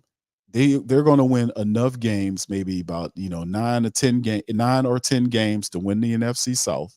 And then what's going to ultimately happen is it's going to give them a reason to keep Dennis Allen around. And then they're going to say Dennis Allen, well, it's just in the first year. This Carr and Dennis Allen been together for the first year. So, we got to see what they look like in year 2. We've been here before, family. Y'all know that. That's what they're going to do. Well, we made progress, and let me give you. Let's go into the future where Mickey Loomis, the season has ended at 9-7 or whatever it is. The Saints make a playoff spot. They end the playoffs. They get ran out of there by the Cowboys in the first spot. But they did make the playoffs. They did break the 2-game the 2-game drought, or the several season drought, or whatever. We don't even know if they're getting the playoffs. It depends on who wins it. I don't know if they beat Atlanta. I don't know because they're up and down, man. That's the thing. So if they win 8 or 9 games, they'll win just enough games to do it. And at the end of the press conference, the end of season press conferences, and of course it won't be directly at the end of the season, depending on how the team is. If it's a bad ending to the season, then they'll disappear for about a month, and then they'll pop back up and they'll say, "Oh no, we're evaluating now. Listen, we're gonna make sure we do what we're supposed to do." And then it's really, we had some injuries, and it's really tough in the NFL. Several teams, scored, less than 20 points a game, and the scoring is down. It's tough to score in the NFL. It's tough to win. It's tough to win and score touchdowns. So I appreciate Dennis and the team, and we'll look forward and see what areas of the team we can build on, and we're gonna move forward, and we're gonna do what we can do. Okay. All right, we'll open up the comment to any questions here. Yeah. Mickey. Oh, okay. Hey, you big guy in the back right there. Yeah, you big guy. Yeah, thank you, Mickey. This is Big Q from the Sports Coma. First of all, how you doing? Well, how you doing there, guy? I've never seen you before in here. You're new in here. Oh, yeah. Okay. Oh, what's your question? Yeah, yeah. Well, Mickey, listen, why, I got two questions, right? Hold on, triplet. Be quiet, man. You asked enough questions. All right, so listen, let me ask you all this, Mickey. Sir, Dennis Allen, or is he coming back for another year? That's number one. And the second question is, um, what's Mickey? What is Dennis Allen's contract? How many years and dollar amount on his contract? Could you answer those for me, Mickey? Thank you. Oh, okay. Oh, that's good questions. Not softball questions. Well, I usually want. But that's okay. I'll try answer those for you, big guy. All right. Well, yeah. Well, to the Dennis Allen question. Yeah. Well, we'll talk about that. We felt that Dennis Allen he did enough. We were 7 wins last year, and now we're 9 wins this year. And we won 2 more games than what we lost last year. And that's in my book, that's called progress. Well, I know, yeah, a lot of people, it's tough to win in the NFL. It's tough to score touchdowns. Hey, I was trying to catch a touchdown. They wouldn't let me get in there, and I'm the general manager of the damn team. So it's hard to score in the NFL. So yeah, Dennis Allen, he'll stay around, we'll then. And on the second part of your question, well, and that's classified information. I can't divulge that information right now, and I, I just don't. Well, all I can say is that it's a very amicable sum, and I just with I respectfully ask the Who Dat Nation not to ask us about the money dealing with Dennis Allen's contract or even the length of time. Just know that it's a good deal, and everything's good. We'll go to the draft. We'll go and we'll find out what we need to do, and we'll make the changes so we can be a better football team. All right, all right. Any more questions? Yeah. Mickey. Okay. Oh, is that other guy? It's Big Q again. That'll end the press conference, family. I got a doctor's appointment, and I got clam chowder that's back and behind me in my office that's getting cold, and I got to go. So That's how Mickey it is, man. So at the end of the day, I say all that to say that Dennis Allen will stay around. Gail is not going to have nothing to do with none of that. And the reason why they holding the contract is because it's an overpriced contract that they'll be made fun of, and they'll catch a lot of flack because of that. And Dennis Allen will be back with the Saints. He'll win just enough for them to create the machine. And of course, they'll call in their favors from the different people that kind of eat with them. They'll call in some favors and ask for them to write fluff articles and stuff like this to kind of keep the pressure off them, to kind of sway you to not be that upset while they continue to bank out. So that's just some of it, how it will go right there. So anyway, all right, let me go to hit some of these questions. And Hemisphere says, Q, when will you open up the line so we can come in and share our thoughts? You know what? I'll do that right now, bro. We'll go an hour or so in there. I'll do that right now, bro. So you can share your thoughts. That is right, sir. You know what? That could have been another show, but we're going to do that right now. How about that? We'll do it right now. Give me a second. I'm going to pin the link in the chat. We're going to do a rapid fire. So please come in. Please respect everybody. I want to get to hear everybody's thoughts. Try to keep it as clean as you possibly can. I know you're frustrated. Don't be like me. don't be like that guy. I want to tell you. Boy, he cuts loose. He calls somebody Dusty on the damn show. Oh my God. I don't. Oh no. Dusty. That's terrible. That Dusty ass or something like that. I know what that means. I'm Mickey. I don't get that. I'll just I'll just say the guy's a nincompoop. I'm Three Stooges. I like the Three Stooges. But he called the guy a Dusty. I don't know what the hell that is. Oh my God. All right. So hold on, fam. I'm about to pin it in the chat so the family members can chime in and spare their knowledge and get a little air out, man. We're going to talk about it here, man. Hold on here. Let me get this in here. All right. There it is right there. Put it up there. All right, we can do that right now. I'm going to pin it too. All right, hold on. Let me see if I can pin this here. All right, there we go. All right, it's pinned to the chat, fam. Y'all want to pop in and chime in. Remember, we're gonna do it for about an hour. I got a few things I got to do to prepare. All right, Randolph. All right, cool. My dog Randolph says he's gonna pop in. Always good to hear from my brother Randolph. He doing good work on the stream. Gundam says Mickey Loomis is so deceptive, steadily double speaks. Yeah, y'all heard me. I asked him that question, fam. I'll try to get him on that, bro. I'll try to get him to tell me. Yeah, is that what he sounds like, Rock? That's what he sounds like. Oh man, so you mean Mickey and Frank Wright sound the same? Frank Wright looks like a gym teacher. He looks like your high school gym teacher. That's what Frank Wright looked like to me, that old gym teacher. All right, so anyway, y'all, that's the links pinned to the chat. Y'all could pop in, man, and share y'all thoughts. Let me know how y'all feel about what's going on, man. Get it off your chest, man, on this Saturday morning. Coffee with Q. Yeah, if you're drinking your coffee and laughing and kicking it, that's all good, man. We're going to have some fun with it. And we're going to talk about something, baby. We're going to talk about it all to here. So anyway, shout out to the fam. Appreciate y'all, man, for what y'all doing, how y'all doing it, baby. And we're going to bring in a few family members. Brent, how you doing, sir? Welcome on in. Morning, man. How are y'all? Doing good, bro. How you feel about the Saints at this midway point, my friend? I don't know who needs the bye week, the Who Dat Nation or the rest of them, I think we do, bro. I know we banged Yeah. the Saints are banged up pretty good. Michael Thomas and you have Lattimore, man, and it's good to kind of for them to kind of settle down a bit. But do you believe these comments by Dennis Allen saying that he's going to make some changes and do all this kind of old stuff? What you think about that? I heard something. I bet you heard it also yesterday. I was doing some work and I had another podcast. I was listening to a short one, and he played us. May have been the most recent interview with DA, and he was saying that we need, and we know that he slipped up and accidentally got his words completely the opposite of what he was supposed to say when he said we need more inconsistency. I can't even say it.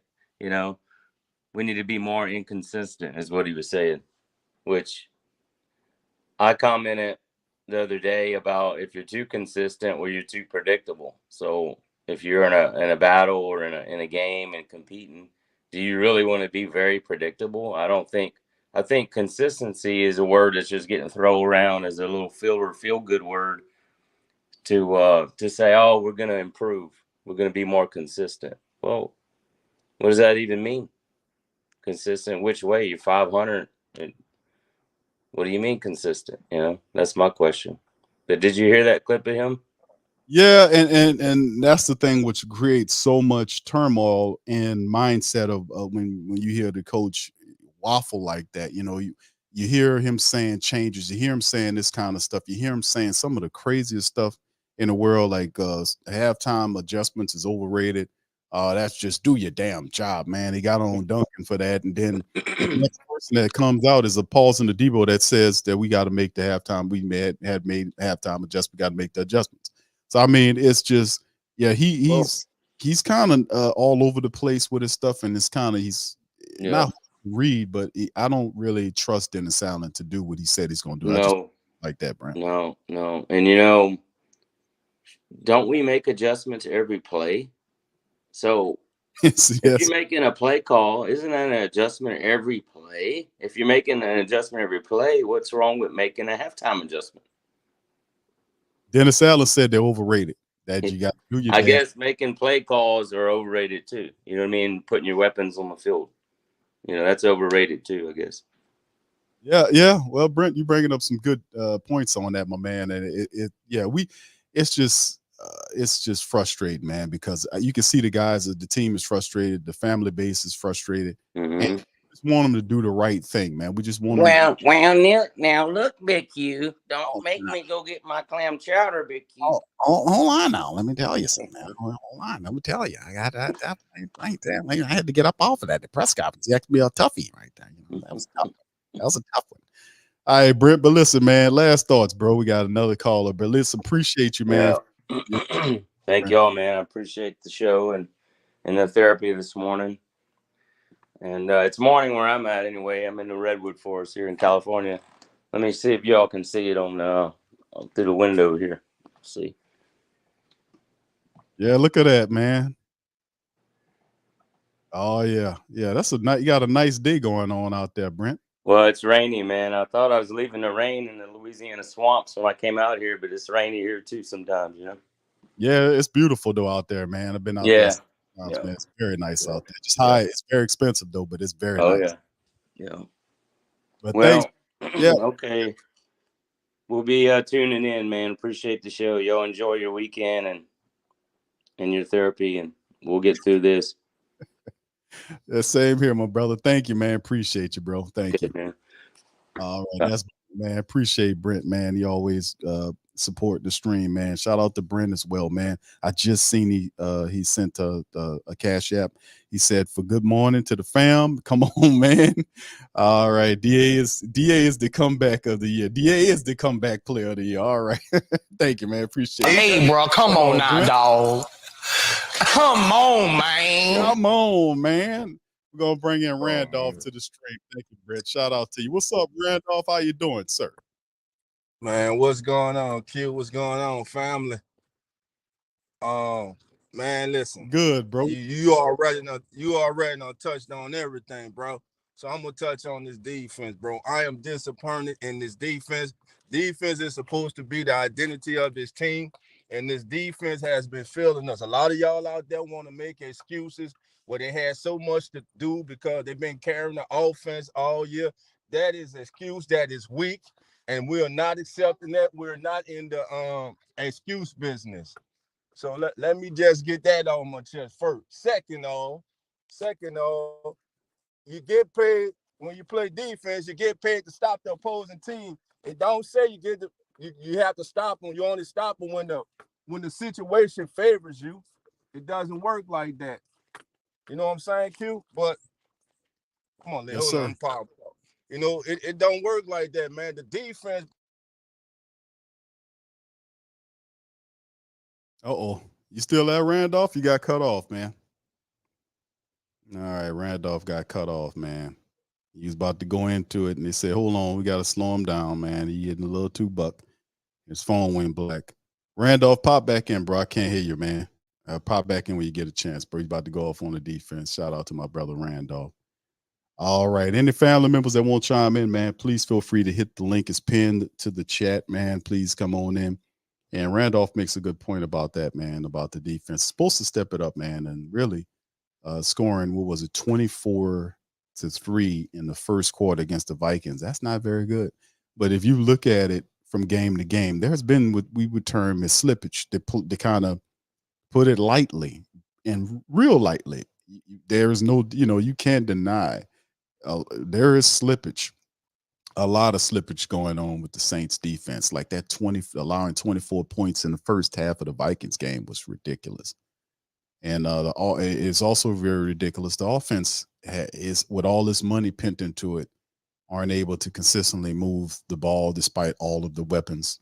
That's the thing. The fallback option to that is injuries. Well, we have injuries. That's why we can't. That's the simple explanation. People are not going for that because these guys, we had Michael Thomas healthy for 10 weeks.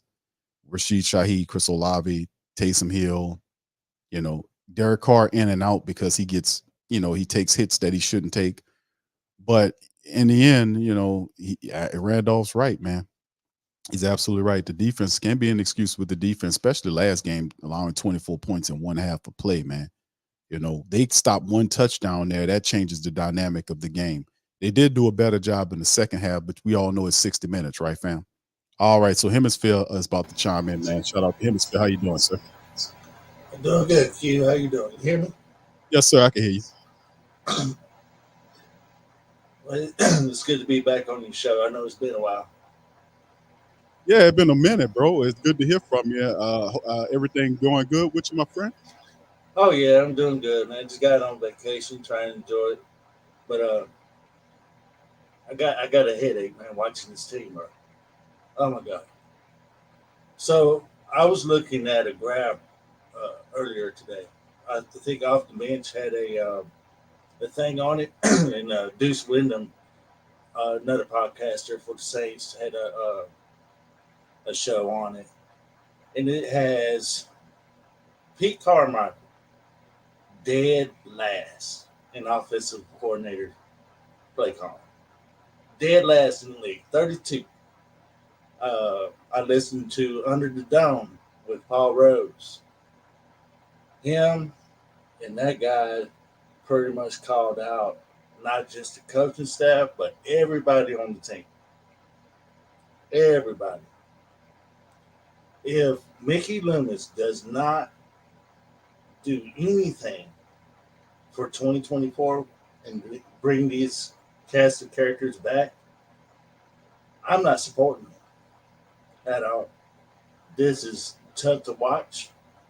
Last week was we've seen that before against the Bucks. Them go out in the field and made a duck like that. Truth be told, even under Sean Payton era, right at the end, New Orleans has been struggling for a long, long time. And it's just now, within these last few years, in my mind, it has come to a light. This is not a brain of ball. You got Michael Thomas and Olave now having off the field issues with the law. So the frustration is also in the locker room. These guys are very competitive and they want to win. Even getting into the playoffs this year with the way that this team has performed is just not good enough.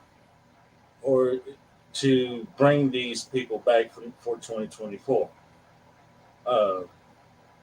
You got a $105 million or $150 million quarterback that's playing like a first-year rookie. I would expect Jake Hayner to go out there and make the mistakes that Carr is making.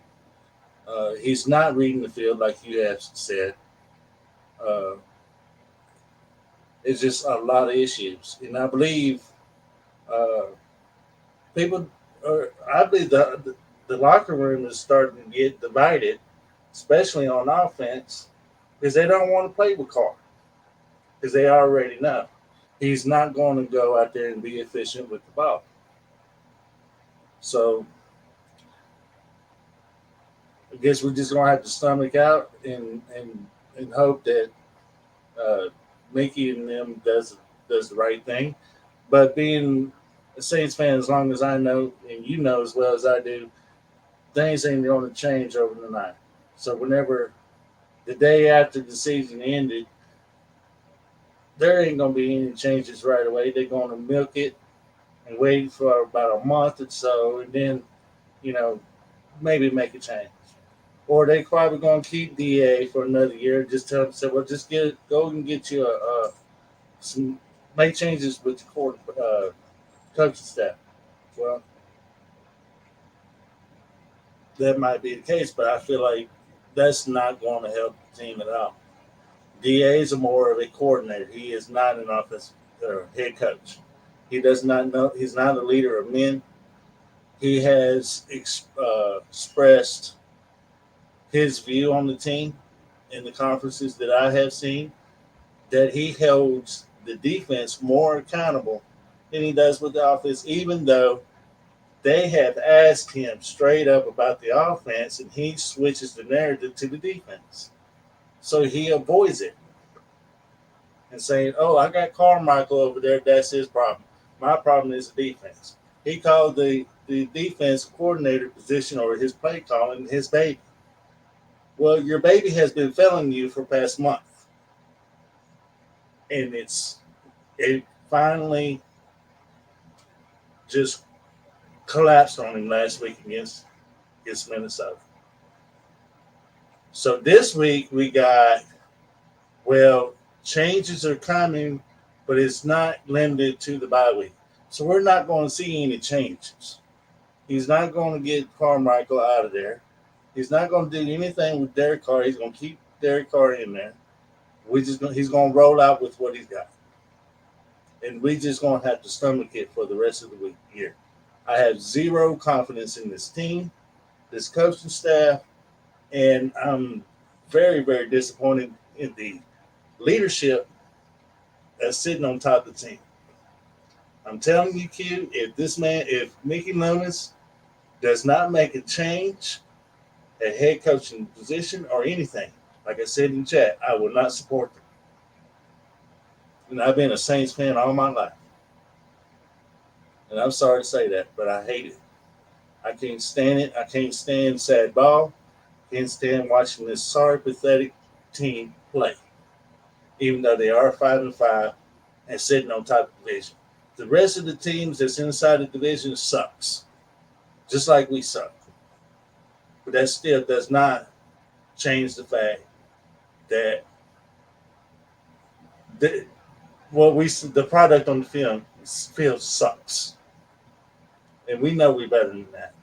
The whole the talent on the team is not being used properly, and it's a lot better than the 5-5 record.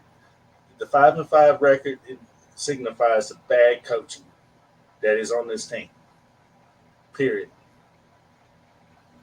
All So right. it's on us. It's on us as Saints fans to call them out. Don't buy their jerseys. Don't even buy their tickets. None of that. Don't even support them. And you just keep doing what you've been doing, Q. And I keep doing what I do. Call them out every chance you get. You just see through the bullshit. I feel like I'm probably not the only one that feels the way I do. But it is what it is. I'm sorry to say it, but I'm tired of seeing sad ball. Pathetic. Yeah, it's tough to watch Hemisphere, man. Once again, I thank you for your thoughts, man. Much love to you, brother, and appreciate it. And who that to you, my man. Who that, man? All right, that's Hemisphere, man. Letting it be known, man. Hemisphere is upset. He sound like a lot of the Who that family members, man. But hey, family, aren't you guys happy that you're 5-5? Let me remind the Who that Nation here. And yeah, maybe I should bring Mickey in to talk about it. Everybody likes to hear from Mickey. They don't want to hear from Dennis Allen right now. But how about Mickey?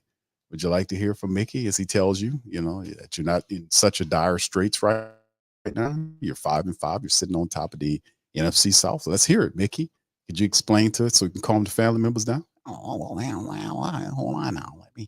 Well, I just want to say, we're currently, right now, we're 5-5. We had a bad loss. That's what it was. It was just a bad loss. Don't let it get you down. Just keep giving us the money. I mean, just keep giving us your support. And I promise you, we're going to turn this thing around. Change is coming. I'm going to tell you something. Yeah, that's an old song I used to listen to. Change gonna come. But listen, I'm not going to sing it, right? I'm not here to sing. I mean, I'll just let you guys know we're 5-5. I was in on top of the NFC South. I'm telling you, we good. We're all right. We're going to come out the bye week and we will beat the Atlanta Falcons. We will beat them. So you guys just chill. Take a chill pill. That's the hip verbiage right now. You gotta stop the cap. Take a chill pill. And we're gonna be fine. We're gonna turn this thing around. I'm going. Eat my clam chowder right now. All right, so that's all I got. All right. Thank you, Mickey. Appreciate you, bro, for calming us down. Thank you, Mickey. Shout out to Mickey. All right. Mickey's reminding us that we're not such dire straits, that we're at 5-5 sitting on top of the NFC South right now. So there you go. All right. Let's bring in Queen Barbara. Barbara, how you doing, Queen? I'm doing good, Q. How you doing today? Doing wonderful. We just got you talking to Mickey Loomis, and he just helped me calm down right now. And I just wanted to, he shared it with the rest of Q, the nation. Mm-hmm. yo, Mickey is on point. I gotta tell you. But what I got to say, especially when we talking about the defense, if you go back to the Texans game, when we never really were in that game, and it seemed like the defense slept walk through it. Okay, and I was watching during the Jacksonville game before a snap was even made. Before anything happened on the field, while the team was standing waiting to come on the field, did you notice their body language? Yep. They looked like a person who's getting up in the morning and slogging off to a job that they hate. Yes, And indeed. that hasn't changed. The quality of energy surrounding that team, especially their defense, hasn't changed. And I'm wondering what the hell happened, you know, for the drop off from the New England game and then to the Houston game, and everything's totally gone to heck since Jacksonville. I don't know what's going on, but I know the quality of energy around this team is stinking. That needs to change right now, right now. Absolutely, Barbara. You, yeah, and like you spot on because like we just made we talked about two of our three starting wide receivers have recently take trips to jail. They've done jail, in and out the jail because of frustrations around the team. Chris Olave was caught speeding through Kenner, and then Michael Thomas obviously frustrated. I'm thinking if the Saints are playing better and they're winning, none of these occurrences happen. But this is a side effect of frustration that's going on in the building because this is not the regular behavior of our people here to be doing this type of nonsense stuff. So it's definitely frustrating. We're frustrated outside watching this frustrated team. I can only imagine what they feel inside the building. Yeah. Anyway, that's all I got to offer today, Q. Thank you very much for letting me on. And who dat? All right, thank you, Queen Barbara. Always good to hear the talk to Barbara. She's such a nice person, man, and always intelligent. Always dropping some great science on us. Appreciate you, Queen. Much love to all our queens, man. Let me give a shout out to all the ladies out there, man. Much love to y'all. Appreciate y'all for the support, man.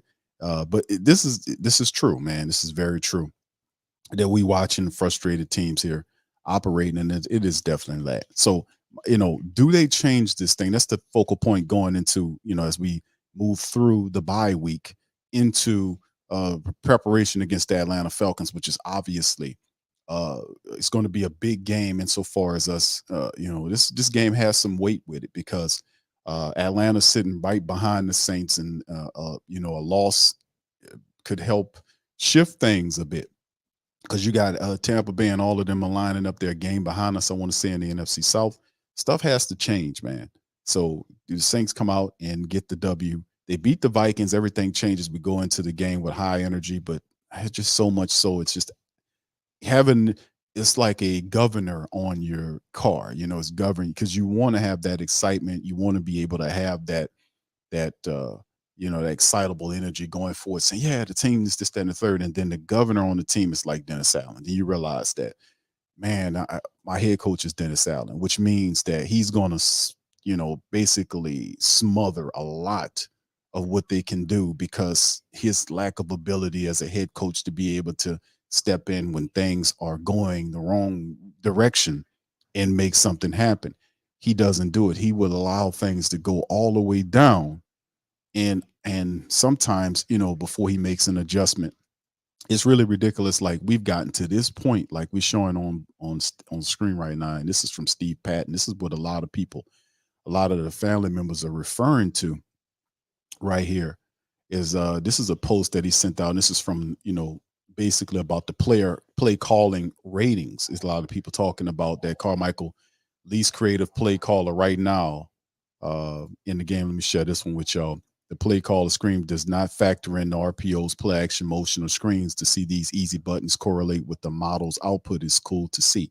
And you're seeing how lowly ranked Pete Carmichael's offense is. And you had plenty enough time to be able to kind of look at or have a sample size serving of Pete Carmichael's offense up to this point. So we have statistics behind it now that are kind of fortify that point that this offense is not very good. Anytime you have Alvin Kamara, like often when they do put AK-41 in front of the presser, he'll get up there and he'll make comments and they'll talk about the running game and this, that, and third, and how he, and you'll hear him regularly say that he goes to Pete Carmichael and asks about running or getting a running player's way. It's just to me, that's really fascinating that Alvin Kamara has to go to Pete Carmichael to get him to run the football. Can you believe that? Alvin Kamara is arguably your best player on on your entire offense. Without him, the offense, he's such a huge part of the Saints offense, productive wise. It's, it's hard pressed to, reproduce what he does when he's not there. Everything changes a bit because not too many people can do what he does out there. He does it all. He runs, he catches, he's phenomenal. So, but for Pete Carmichael to have a player like Alvin Kamara and you severely underutilize him, that's a comedy. That's a joke that he has to go to him to request that he helps or that he has to have more running plays. So I don't know what to say about Pete Carmichael except that he's not doing a very good job. He's not doing a very good job at all. Shout out to my guy Daniel. Shout out to my boy Danicus is in the building.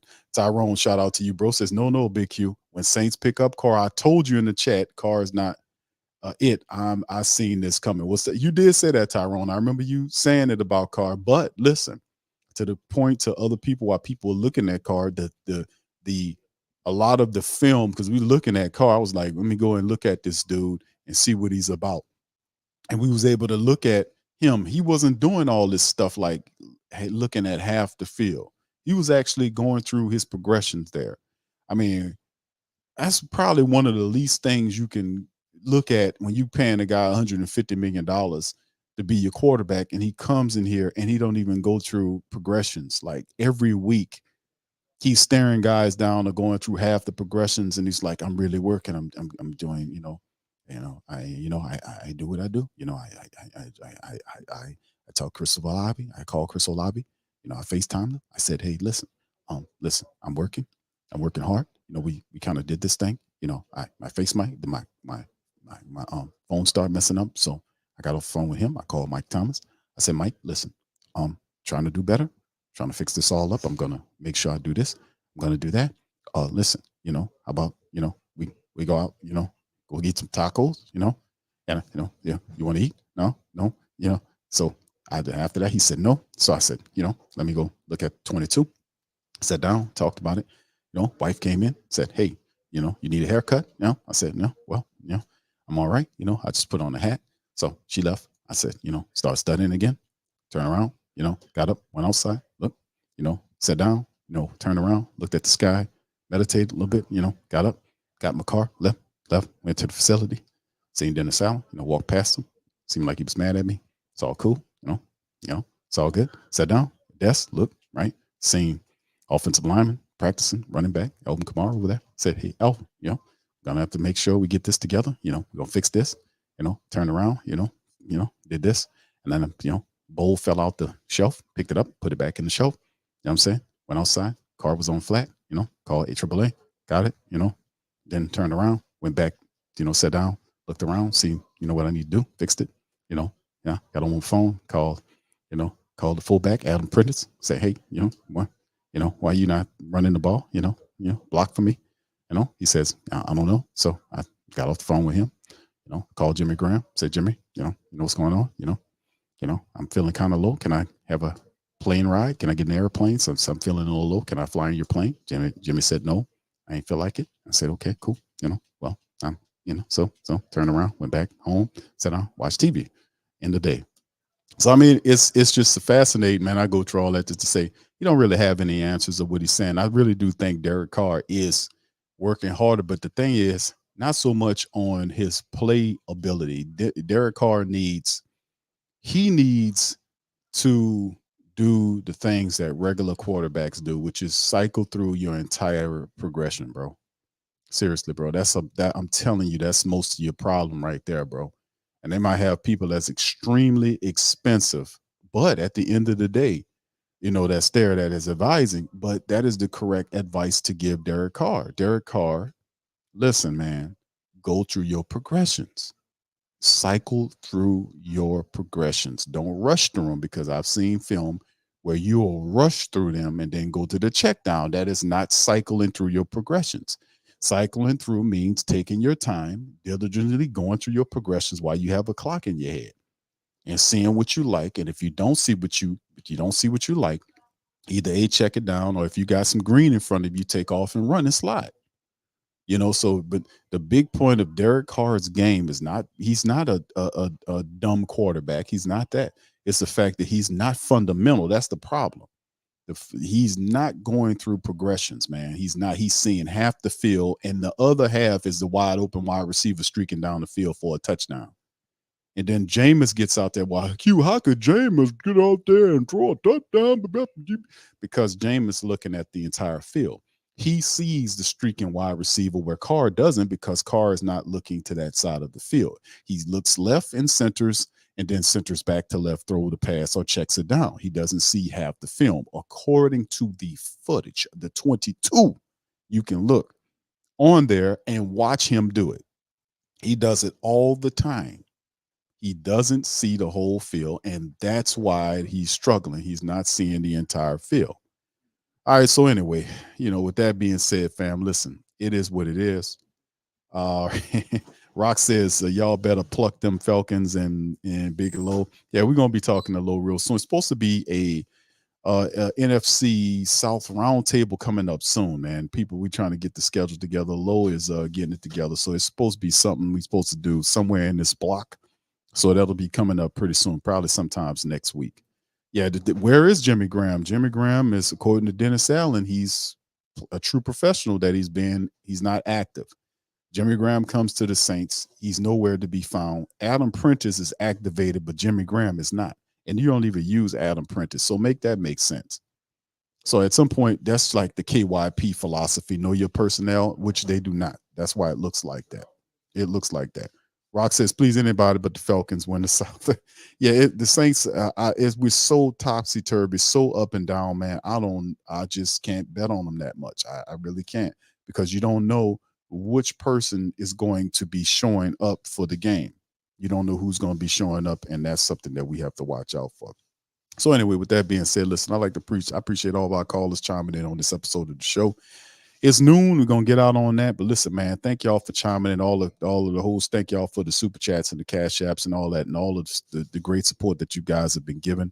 We're going to continue to do this stuff, man, and move forward. I think tomorrow we off, but I might be popping up on a live screen at 12 o'clock for our customary time where we pop up for, we'll be doing a live play-by-play for the 12 o'clock game tomorrow on this channel. So we'll probably do that and kick it as well. So with that being said, man, I'm gonna pop out on that. Listen, I appreciate all the family members for chiming in on today's show. Saturday morning Saints Talk, Coffee with Q, man. I hope y'all have a rest of y'all day, a fantastic rest of y'all day. A lot of really good college football is going to be played today. LSU, Tulane is currently playing. So it's going to be a fun day of football, college style. And of course, later on tonight, the Pelicans do match up against the Minnesota Timberwolves in the Smoothie King Center. The Pelicans currently on the 2-game winning streak. We'll be recapping that thing later on tonight as well. So with that being said, I'm out. Much love to the fam. Appreciate y'all.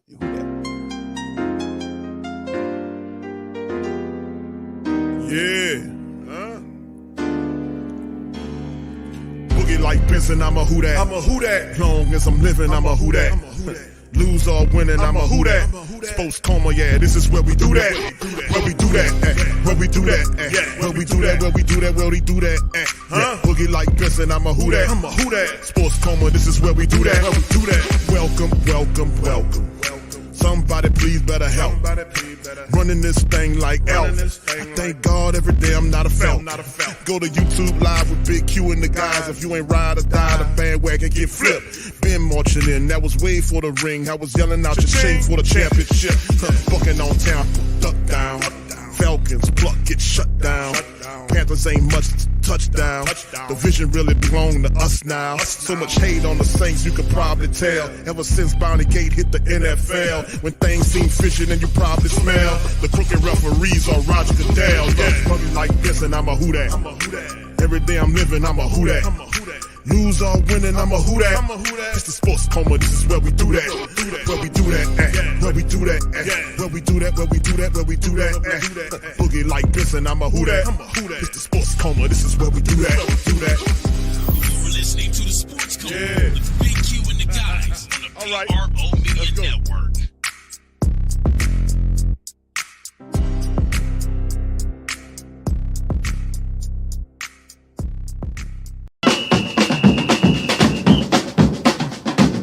Who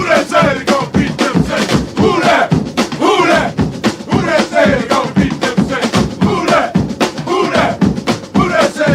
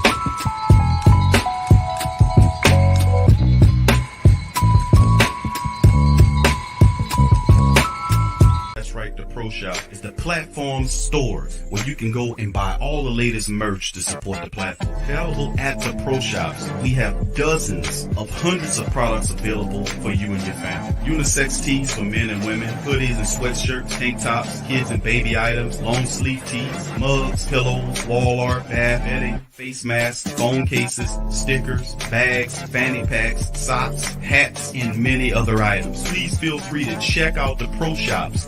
TheWhoThatDaily.com. That's right, TheWhoThatDaily.com. Your one-stop shop for everything New Orleans Saints, New Orleans Pelicans, LSU Tigers, even the top flight boxing. So if you're a Who That and you're looking for a place to stay up on your team, TheWhoThatDaily.com is your site.